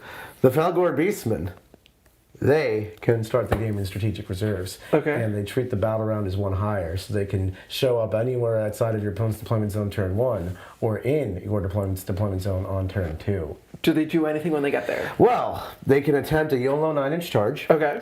They have a bunch of auto pistols. 1 person has a plasma pistol, and 1 person has a corrupted staff, which is a D3 shot, strength 5, AP 1 damage attack that has a hits on 4s. Okay. And in close combat, if they hit this YOLO 9, they have a lot of chain swords and a great weapon, which is an AP 1 power fist.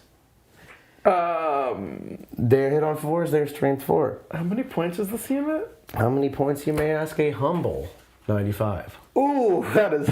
It's okay though, They have Leadership 7 OC1.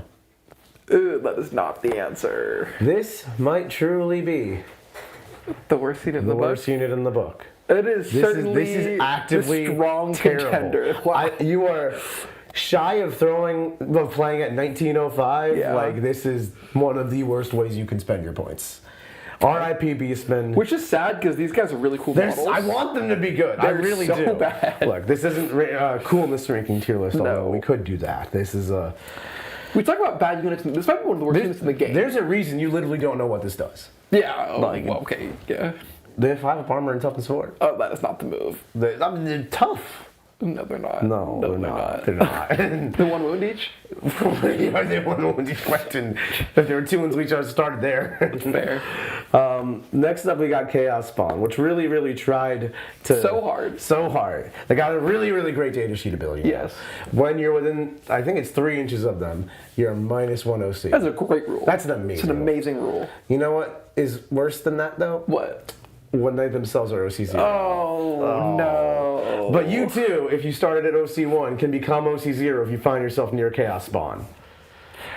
Oh man, talk about so much potential just thrown straight into the trash. Can I tell you why I don't have Nerdlings in my Death Guard list? their OC0. I really hate that. OC0 is pretty bad. OC0, yeah. Now, I think Nerdlings are different because they're like half of the cost, and they infiltrate. And Deep Strike. But these dudes just like gurgle up the table and try to contest an objective, and then they don't. Because they have to put something else out there too. They literally, like, if you one of the most easiest moves ever from an opponent's perspective is to just drive a Rhino or something like 5 dudes with OC2 onto an objective. Yeah. And then these Chaos Spawn roll up and like, okay, Rhino, you're OC1. And the Rhino's like, okay, how much OC are you? 2 Chaos Spawn. I'm guessing it's 2, right? And they're like, no, you still have that objective. And you're OC1 now. And that's not it. Like, my God, that's not it. I didn't think D tier would be this big, actually, but they are bad. They're real bad. They are bad. Real bad. Okay, so next up, we've got the Chaos Rhino. The Chaos Rhino, the King. I think this unit is actually cracked. Do you think it's cracked? Do you think the Rhino does more than just transport dudes around the table? I think it really does. Talk to me about the Rhino, Quinn. Okay, so the Rhino, I assume it's like 80 points. It's 80 points. No, it's 75. It's 75. Firing deck 2. Yeah. You get 2 Stormbolters or a Stormbolter and a combi weapon and a Havoc launcher. Yeah. And that doesn't sound that scary. But adding 6 shots. 2 Reaper Chain Cannons. 2 Reaper Chain Cannon. Okay, if we just take 2 Stormbolters, 8 shots, and then a Havoc launcher, and we give all that sustained hits, we're at the point where you actually start to credibly kill something small. Yeah, like your 5 War Spiders don't like that. No, they really don't. Yeah. Right? And that's a Rhino shooting. Yeah. Right? So its guns will never ever pretend to kill anything real, but you might kill the last space round on objective. Don't talk smack. If you do not have a 2-up save, I am happy to pop lethal hits and just tell you to take 3 or 4. Yeah, it's like totally worth shooting. It's also OC2. It's not that expensive. It's tiny. You can hide. It is minuscule. It fits in the corner of every ruin ever. Yeah. It's not tall. The best action piece in the game. Because you're taking them anyways, and they just run around, and you're like... And they're not fun to kill. Like, an empty Rhino just drives around. A large part of my strategy when I play Death Guard, which is a different but similar army to CSM, is get out of the Rhino, Death Guard Rhino advances directly at you. And you're like, do you want to shoot this empty Rhino? Because you have to put real guns into it. Yeah. But, like... Yeah. It's not worth shooting. Not to mention it's got firing deck 2, which allows you to put those Legionaries or Havocs or something inside it and shoot out of it. So now, I like the Reaper Chain Cannon and the Legionaries, because again, 8 shots is 8 shots. But now this Rhino is 24 shots plus a Havoc launcher. Yeah. That Rhino is like legitimately going to kill 5 aspect warriors. Like on average, you're dead like multiple times. Yeah, it's insane. It's a good unit. And then of course it's doing the actual job it's here for, which is keeping your units safe and getting them into midfield and staging Also, this is massive. It's +3 move to whatever unit's inside. It's not even +3 move in a linear direction. It's like your unit can physically be in this spot or that spot at the same time. And that's like, it can go left or right or forward or backwards. It can protect you from close combats, because normally like you stage a midfield unit behind a ruin, you are vulnerable to the 8-bound running through their wall into charging your unit. Now the 8-bound hit the Rhino. Oh no, my 10 Legionnaires with Lords get out of the Rhino. Your 8-bound just charged. I will kill your 8-bound now. Yeah. If we're talking about cultists in A tier, put the Rhino in S tier. I actually think the Rhino's in S tier. The Rhino is insanity. Like every list, I don't care. The Rhino is so good, I would consider taking them if they were not transports. I don't know about that, but it is crazy. You would look at them. You would look at them. As a 75-point data sheet, you would literally look at it. Yeah. Yeah, right. It is so good. And it heals. Yeah. And Pact Bound, you can heal it for 4. Because it's 1 and then 3 for 1 CP. Yeah. Rhinos don't die. No. You could. Wow. You can't. Okay, whatever. Vindicators. Kaboom, boom, boom. I like Vindicators. I know you have had mixed results with them. The Vindicators I really want to like, and I've tried them many, many times. At 175, it's got a great stat line on its gun. It's durable. It can shoot into close combat. It's got all the makings of a great tank. Where it's consistently fallen short for me is D6 plus 3 shots followed by D6 damage. Yeah. With unless you're playing a very specific detachment, no rerolls to hit or rerolls to wound. You're just kind of rolling dice. And I just have not had it perform enough. There have been times where I've like played it in the Veterans of the Long War detachment, put the reroll hits against the Lehman Russ, and then I shot the Vindicator at it and I killed it, and I was like, wow, Vindicator doing work. And then there's the other 4 turns of the game where I can't scratch the paint on a Chimera, and I'm like, what is happening? Yeah, I mean, like, it is hyper swing. It is one of the swingiest units in the game, and that its max damage potential is like big funny number. Yeah, like 72 damage on target potentially. Yeah, or 0. nothing. Like real often 0. Yeah. It's just so wildly inconsistent. It is tough when it's 11 2-up save. It's tough. I actually have found that the durability of it is the best part of it. I think you take them and you deploy them on the line. Yeah, And you just I go. think I've been a little cowardice with them, which I is agree. maybe helps my opponent navigate around their move 9, 24-inch range. But I move think 9, they're- 24-inch range is bad. I think they're not the kind of tank that you can like pop out, get an angle, and shoot. You just have to like, if you shoot me, I'm shooting you back. Go. Yeah. I still don't love them. I think there is a lot of potential, and I think a lot of players are hyped about them, and I'm excited that people are hyped about them. I've tried them a bunch of times because I was hyped about them. And having now experienced them quite a few times, I think they're just okay. I think they're a B tier choice, to be honest. Okay. If with your experience, I'll accept that, but I think top of B tier. Yeah, I'll accept top of B tier. Like, they make lists still. Like, Yeah. I'm not like they're bad. I just don't. They're not making every list, and they're not build around or anything like that. Yeah. There are certain matchups where they don't do much. Like, imagine taking a Vindicator against Endless Swarm, and there's certain matchups where they just die. Like when you play Haywire Bikes, you know, they still have matchups, Yeah. and they are 175 points. They're not cheap. They're not expensive though. Yeah, I mean, Yeah. when your whole army costs between 75 and 130, they are expensive. 175, yeah. Yeah. All right, next up, the Helbrute. This guy is sad, and I love him, but it makes me sad. But the Abaddon Castle. Look, it's still there. You take the Helbrute, you take Abaddon, you put it in pack bound, and you just let the sustained lethal 5s get to work. And now Abaddon can join Chosen. I've always wanted Abaddon to join Chosen, I think it's an okay? interesting teams list. It is a strong combination. Unfortunately, no one else gets Marks of Chaos, like no other detachment does. So like that is your best spot. The best spot for the Helbrute is the one he was just in. He got no love from this new Codex in any Whatsoever. detachment. So with that said, having played the Abaddon Helbrute combo extensively in tournaments and in stream games, it is just okay. It's very mid. It is very mid. It's so small. It moves 6. It doesn't do anything. It is decent as a data sheet. It's cheap at 130. It's like, I don't know, you can just take it. It's kind of fine. But it's like, it's not going to carry home the whole battle or anything. And it's like very, as you said, mid. Yeah. I don't know. I think this is like buried in B tier also. agree. Yeah. Chat points out that the Nurgle Vindicator can do anything between -3 and 216 damage. Chat, I'm so glad you figured that out. -3 is if you feel that packed. 216 is if you sustained everything up. Yeah. And just get through. So when I say the Vindicator is inconsistent, you see what I'm talking about. I think that is the biggest swing of damage in the whole game. Yeah, it very well might be. Okay, so next up we've got the Predator Destructor with the autocannons.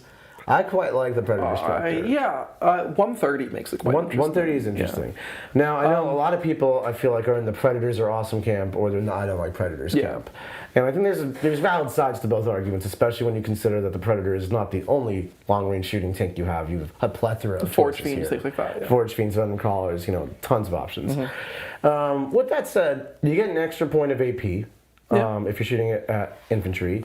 In the Renegades detachment, it gets advance and shoot and another extra point of AP for shooting on an objective. So at that point, your Predator is like hitting people. In Pack Bound, I quite like it because sustained or lethal 5s both go a long way.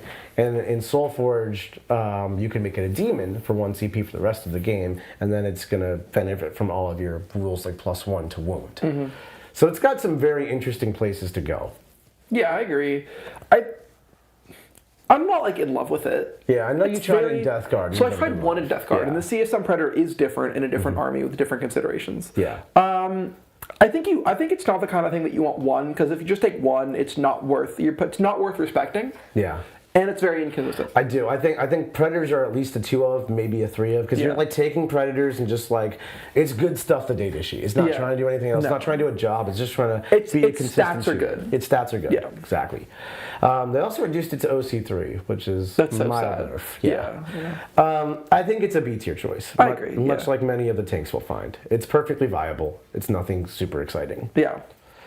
And now we've got the Predator Annihilator, which I have tried. It's another inconsistent piece, much like the Vindicator. It's like a slightly worse Predator Destructor. Yeah, I don't love this guy when compared next to the Predator Destructor. I think the extra shots of that autocannon will get you further than the last cannons. I think the extra AP is largely better than like reroll damage rolls of 1. Yeah. Because like you roll 2 and you're not going to reroll it and you're just sad because you don't have a data sheet ability. You also don't always need the damage, but a Predator Annihilator wants to be shooting stuff where it should use the damage, but it depends if your opponent gives you targets. This is another situation where, like, if you play against Endless Swarm or something, or Green Tide, you basically are playing down a unit. Yeah. Because it's like 3 last Doesn't cannons. do anything. Doesn't do it. Yeah. I think it's in the same consideration pile as the Predator Destructor, but it's, like, strictly worse. I agree. But I'd still say it's in B tier. I could see C, but I think it's better than everything in C, though. I don't know. I think it's worse than Obliterators. No, I will take a Predator Annihilator before Obliterators every day of the week. It's 60 points cheaper, Quinn. That's actually really fair. Okay, it's a bottom B tier. Like, it's 2x2 Obliterators or 3 Predator Annihilators. That's okay. That's a good one. Yeah. Okay. Now, the next one, though, is one of my favorites. Yes. And I also, I've been playing this a lot, and every single game, opponent agnostic, I am happy with them. Yeah, these are great. These are great. For 110 points, you get a Venomcrawler with 2 of the autocannon things. That's 6 shots each, so 12 shots, strength 6, AP 1, 2 damage. Same profile in close combat with its Gnashing Maw. 6 attacks, strength 6, AP 1, 2 damage. Every time it kills a unit in close combat, it gets +1 attack on all of its weaponry, so +2 more shots in shooting, or 7 attacks now in close combat. It obviously dark packs and all that stuff. It's a demon vehicle for Soulforge. It can advance and shoot in Renegades. Extra AP is always lovely. It's an all-around amazing skirmish piece because it beats up all the other skirmish pieces, does not die to other skirmish pieces, and only gives up 2 points on Bring It Down. Yeah, these are great. This is honestly, I think this is an S tier pick. I fully agree. Yeah, I cannot believe how good Venom Crawlers are, but I am in love with them. And we're talking a lot of CSM lists here that are like, if you take a bunch of Warp Talons, a bunch of Legionaries, a bunch of Venom Crawlers, you still have points over. They're OC3. Yeah, they're so good. They're so good at everything. And when like lethal and sustains, they punch up in every regard. Yeah. They struggle with like a 2 save and cover, but like whatever. Yeah. Next up, the Maulerfiend. The Maulerfiend? What does the Maulerfiend do? The Maulerfiend hits you very hard. Yeah. I love it in Soulforge because Soulforge solves the #1 problem it has. The #1 problem it has is that it's a combat-only walker that has a big ovular base that has to move around terrain and it moves 10.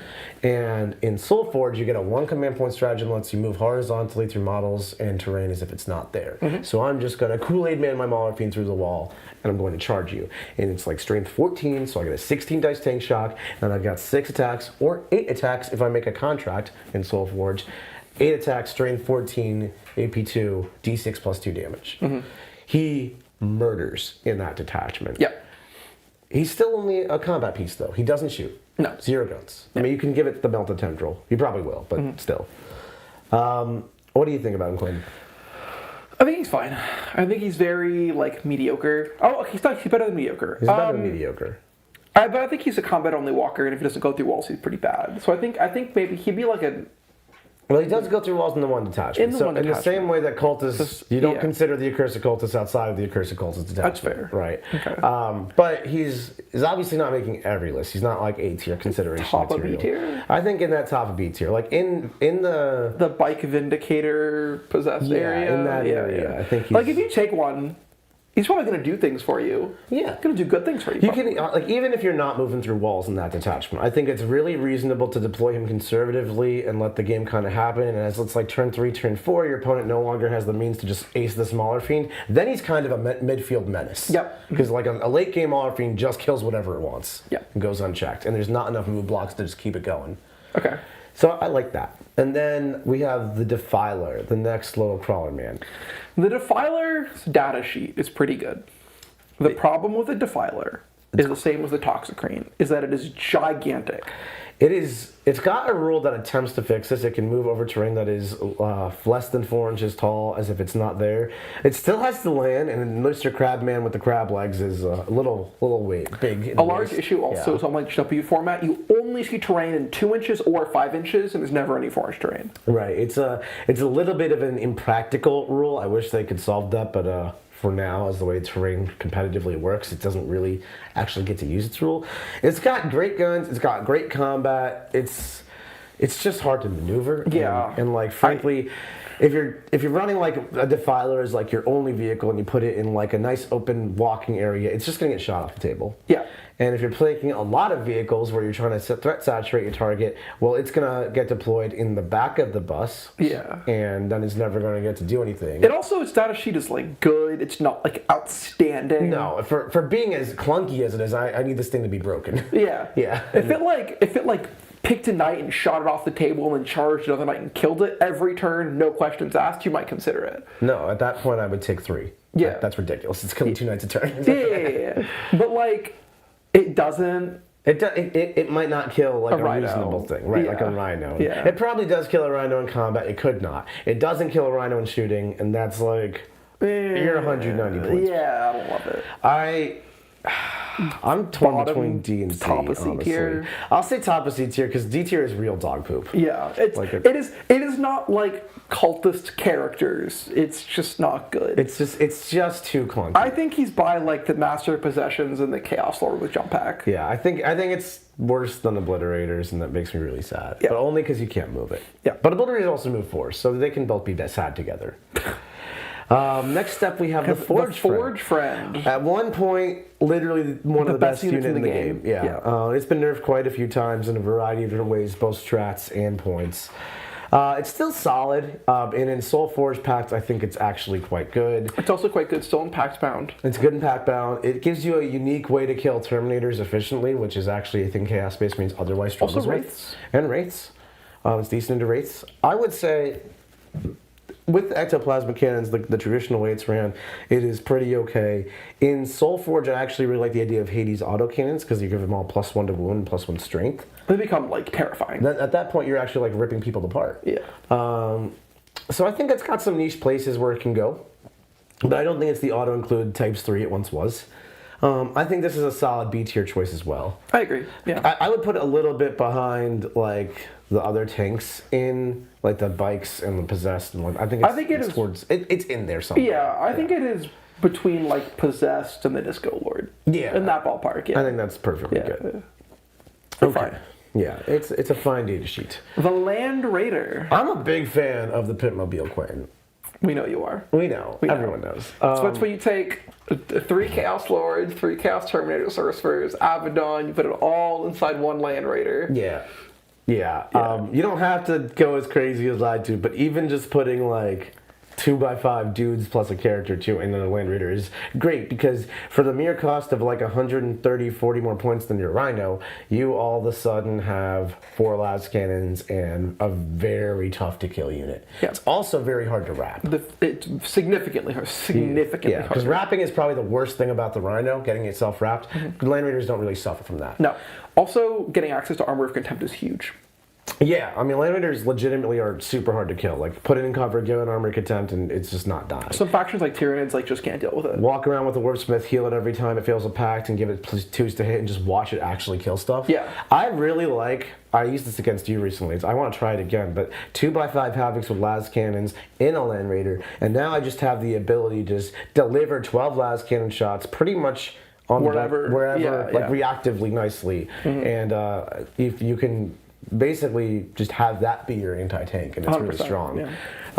They don't have to run it, and I think there's a lot of different ways you can run it. Abaddon 10 Chosen going to Land Raider. That's awesome. That's great. Too. Yeah.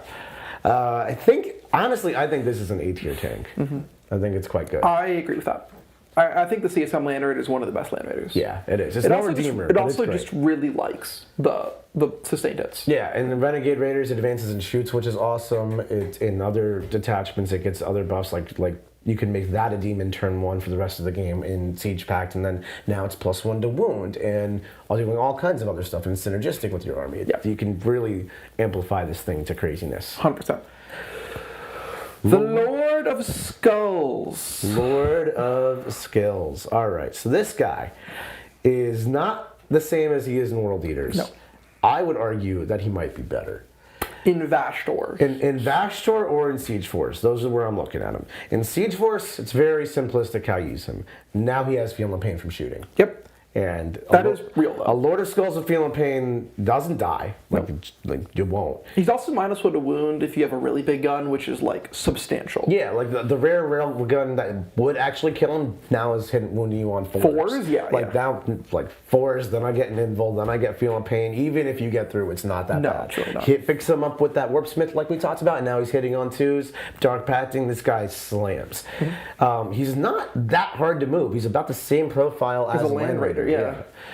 He's actually slimmer than a Land Raider. He's slimmer than a Defiler. I mean, for when you consider like what this thing looks like, it's all height. It's like, he's a tall boy, not a wide. It's also in Trashtorr, he is a terrifying shooting threat with towering that punches really well. Yeah, in Trashtorr, he's a demon, which means he's going to get access to +1 to wound and shooting and +2 attacks in close combat and a bunch of other stratagem-esque rules. And he's just a menace. He's a menace to society. I don't think he's like an auto take or anything. In those detachments, he's phenomenal. But there's a lot of great stuff in those detachments and different ways you can create your army. I think if you want to build your army around him, he's really, really strong. I think he's also not terribly expensive. I think he's like 400. He's not like 6 or whatever. He's not unreasonably costly. No, 400 is the point where he's a very reasonable. And he doesn't need other investment like him plus a Warpsmith, and like that's a good chunk of your army, and you're happy with it. Yep. I think he's an A tier. I fully agree. Like A tier, solid ass unit. Mm-hmm. Okay. You know who might not be as solid? No, the Heldrake. Okay, I really, really, really like the Heldrake. Tell me about the Heldrake. It has a Bale Flamer. It's got claws in close combat. And let me tell you about these claws, Clint. It's the Heldrake swooping claws. Okay. Let's see what they're called. The Heldrake, where is he? He's here. He's somewhere. I can find him. Maybe he doesn't exist. Maybe he got legends. He's right here. So he moves 20. Okay. He's 12 wounds. He's 3 of 5. He's only toughness 9. He's +1 to hit versus fly, which doesn't really help that Bale Flamer, but does help his Heldrake claws. His Heldrake claws are 5 attacks, it's strength 7, AP 1, and 2 damage. Okay. But they're anti-fly 2 plus devastating wound. Wow. So you can charge the Heldrake 20 inches into the Incarn and just kill it. And then you do 5 damage. Oh, well, he's specifically -1 to -1/2 damage. You can charge the Heldrake straight into a Night Spinner and just kill it. Because assuming you don't roll any ones. Well, you have sustained hits, so that should wash out. And you also have potentially to tank shock. Or say PV rolls. Yeah, so you fly over, you kill the Night Spinner, and you shoot. Aspect Warriors. And then you take the objective, right? Well, that's where he runs into the spawn problem of being OC0. If this thing had literally OC1, I actually think it'd be good. Because it's actually move 20. Yeah. And that means it can get into your backfield. It flies. It goes straight over everybody. Flames 5 scouts, whatever. It's strength 6, AP 1, 2 damage, ignores cover, D6 plus 3 shots. And then charges. And like, if you have fly, Inceptors have fly. The Eldar faction has fly. The Flyron has. Things have fly. Fly is a great rule. People have fly. And then you kill those things with fly. Really, really, really well in close combat. And you take their objective. You capture enemy outposts. Oh, wait, you don't. Oh, wait, you don't take their objective. You don't capture anything else. God forbid you play against someone with a sticky backfield, and then you're standing on it with your Heldrake, and it's still theirs. C tier? No. You think it's D tier? No, it's C tier. It's C tier. It's C tier. It's better than D tier. It does I something. get offended when I see OC0, but it is still decent. It is significantly better than the Occultist Firebrand, Traitor Enforcer, and Felgore Beastmen. Yeah, you could actually swing an area of the table by just cleaning it up with a Heldrake. You could legitimately, in the right matchup, like wreck some dude with the fly unit. Yeah. Like, charge it into a mile and just do 10 mortals is a good thing. It does something. Yeah, that's real. Mm-hmm. Okay. One of my favorites. The Noctilith Crown. Noctilith Crown. Do we own 3 of these or 2 of these? We have 2. We have 2. We have almost the right number. So the Noctilith Crown was the best fortification in the game recently because it has is an invulnerable save aura of 4+ for all chaos units wholly within 9 inches. And the whole combination is you take Abaddon, you take the Helbrute, you take 100 cultists, you put it next to this thing. It's like stupid hard to kill for what it is, and you reroll hits and you just let it rip. And none of that was actually that good, although I tried it many times. It was very not good. And now it doesn't do that. because instead of giving a 4+ normal save to your whole army, gives you +1 leadership. And everybody knows the +1 leadership is basically the same as 4+ vulnerable save. Yeah, those are not equivalent buffs. All right. We meme on the Occultist Firebrand and the other stuff in D tier. This is the worst unit. This breaks my heart. This thing is abysmal. It's like truly terrible. It's the only thing it has going for it, Quinn, is that it like can move block your opponent, I guess. Or you. Or it can Also probably you. move block your own army. It also, Quentin. Well, it's a move block that can't move, and it's also in your deployment zone. Well, yeah. All right. It is a model. It is. It It's does. like this big. Maybe I'm missing something. Maybe it got better. Hold on. There's no way this thing got better. Maybe it got better. Maybe they got it. Gives and takes, Or not it's just takes, right? This baleful thing is energies, like still 3 inches from range. Its lashing warp energies is 6-inch range, 8 attack, sets on 4 strength, 8 AP 1, and 2 damage. It provides cover to units behind it. Its toughness 11. It's not a vehicle. It won't give up ring it downs. So anyway, to the D tier. To the D tier. R.I.P. Yeah. But you know what's not D tier? This wonderful $10 super chat we just got. Thank you so much. That is a name there. I can't read it. From 10 Canadian dollars. All the shooting options seem suboptimal. What is the minimum amount of shooting that you would take so your opponent does not stand in the open in Pact-Bound Zealots as a defender in the team format? I think if you start with like 6 units of Legionaries and Rhinos and you give them chain cannons or las cannons, that's like 6 las cannons with sustained hits. Like that's a real amount. Then you take 3 Venomcrawlers. That's also amount of shooting. And then you take like 2 Vindicators, and at that point you're a shooting army too. Yeah, I don't think that answers the question though. It's trying to figure out what the minimum amount of shooting is to really make it work. But I do agree. Like you're taking Legionnaires anyway, you're taking Venomcrawlers anyway, and they just have shooting lanes as your point. I think. I don't think you need to go much further beyond that. Like I think that is kind of your baseline. You just have to lean very heavily into buffing your close combat so you actually can kill stuff. I don't really love Legionnaire las cannons because I feel like you want to hide these units until it's time to use the units. I found that a little bit not very helpful. I much prefer the chain cannon, but I really like having like an amount of shooting that actually scares my opponent. The Land Raider with the Havocs is a great package. I enjoy. But I do think you can get by with like super low shooting CSM, like really run it as a melee army, board control, movement, maneuverability, and just let it rip. I think one thing that is really important, and I say this a lot, is having 1 shooting is infinitely better than having 0 shooting. Yeah. Because at that point, if your opponent can't literally stand in the open. Now, who is this wonderful Art of War subscriber that super chatted us? I just want to thank their name. You probably shouldn't. Oh, then I won't. I just can't read it physically. There's a thing in my way. Oh, here you go. Oh, that's okay. Zagandi's Kroots. That's just, people have names out here. It's not, but yeah. Oh, I can't read. See, I told you. It's all good. Okay, I think that's it, though. I think we have actually ranked all of the data sheets in CSM. Chaos Space Marines. There are a lot of them. There's a lot. There's 22 characters, and I think less than that actual units, and that's fine. That's fine. We're here because Chaos Space Marines are cool, and characters are cool, and the Pitmobile holds all. I agree. Thank you so much for watching this video, folks. I hope you really enjoyed it. We had a blast ranking all the Chaos Space Marine data sheets with you. Just after this, in a few minutes here, once we get it all set up, we're going to be doing an index review of this brand new Emperor's Children Index, which just happened. We had no idea that just happened. And that's really, really exciting. So stay tuned for Apparently that. there's nothing in it. Oh, well, do you want to just see if we can just do it now? Well, sure. If it's like 2 units or something. I mean, I'm going to go to Warhammer Community and pull it up. Well, you can check on that. I don't know if it is. It's also, if it's worth reviewing, we should definitely do it. Let's make a whole video. We'll make it its own video. Okay. Yeah. So while you're here, folks, like the video, subscribe to the channel, allow us to really keep producing this content. Your support means the world to us. I don't know what else to say. Like, you are the reason we can have this as a job and get these codexes and preview them and review them and all that wonderful stuff. Show your support by subscribing to the channel. It really helps us keep doing this. And if you want to learn the game, become your best, and just generally enjoy your Warhammer 40k experience more, check out our wonderful Discord server in War Room. You can access it at the warroom.vhx.tv. It has all of our premium video content, specifically on all the different factions, coaching matches, 10-minute tips, everything you could possibly need to know to learn the game. You can check it out there. And you have a 3-day free trial. You get access to our amazing Discord server with some of the best players in the world. Really happy, really helping you learn the game and become your best. And there's an app for it. There's an app for it. All right, folks, we will catch you later. Thank you so much for watching. Stay tuned. Goodbye.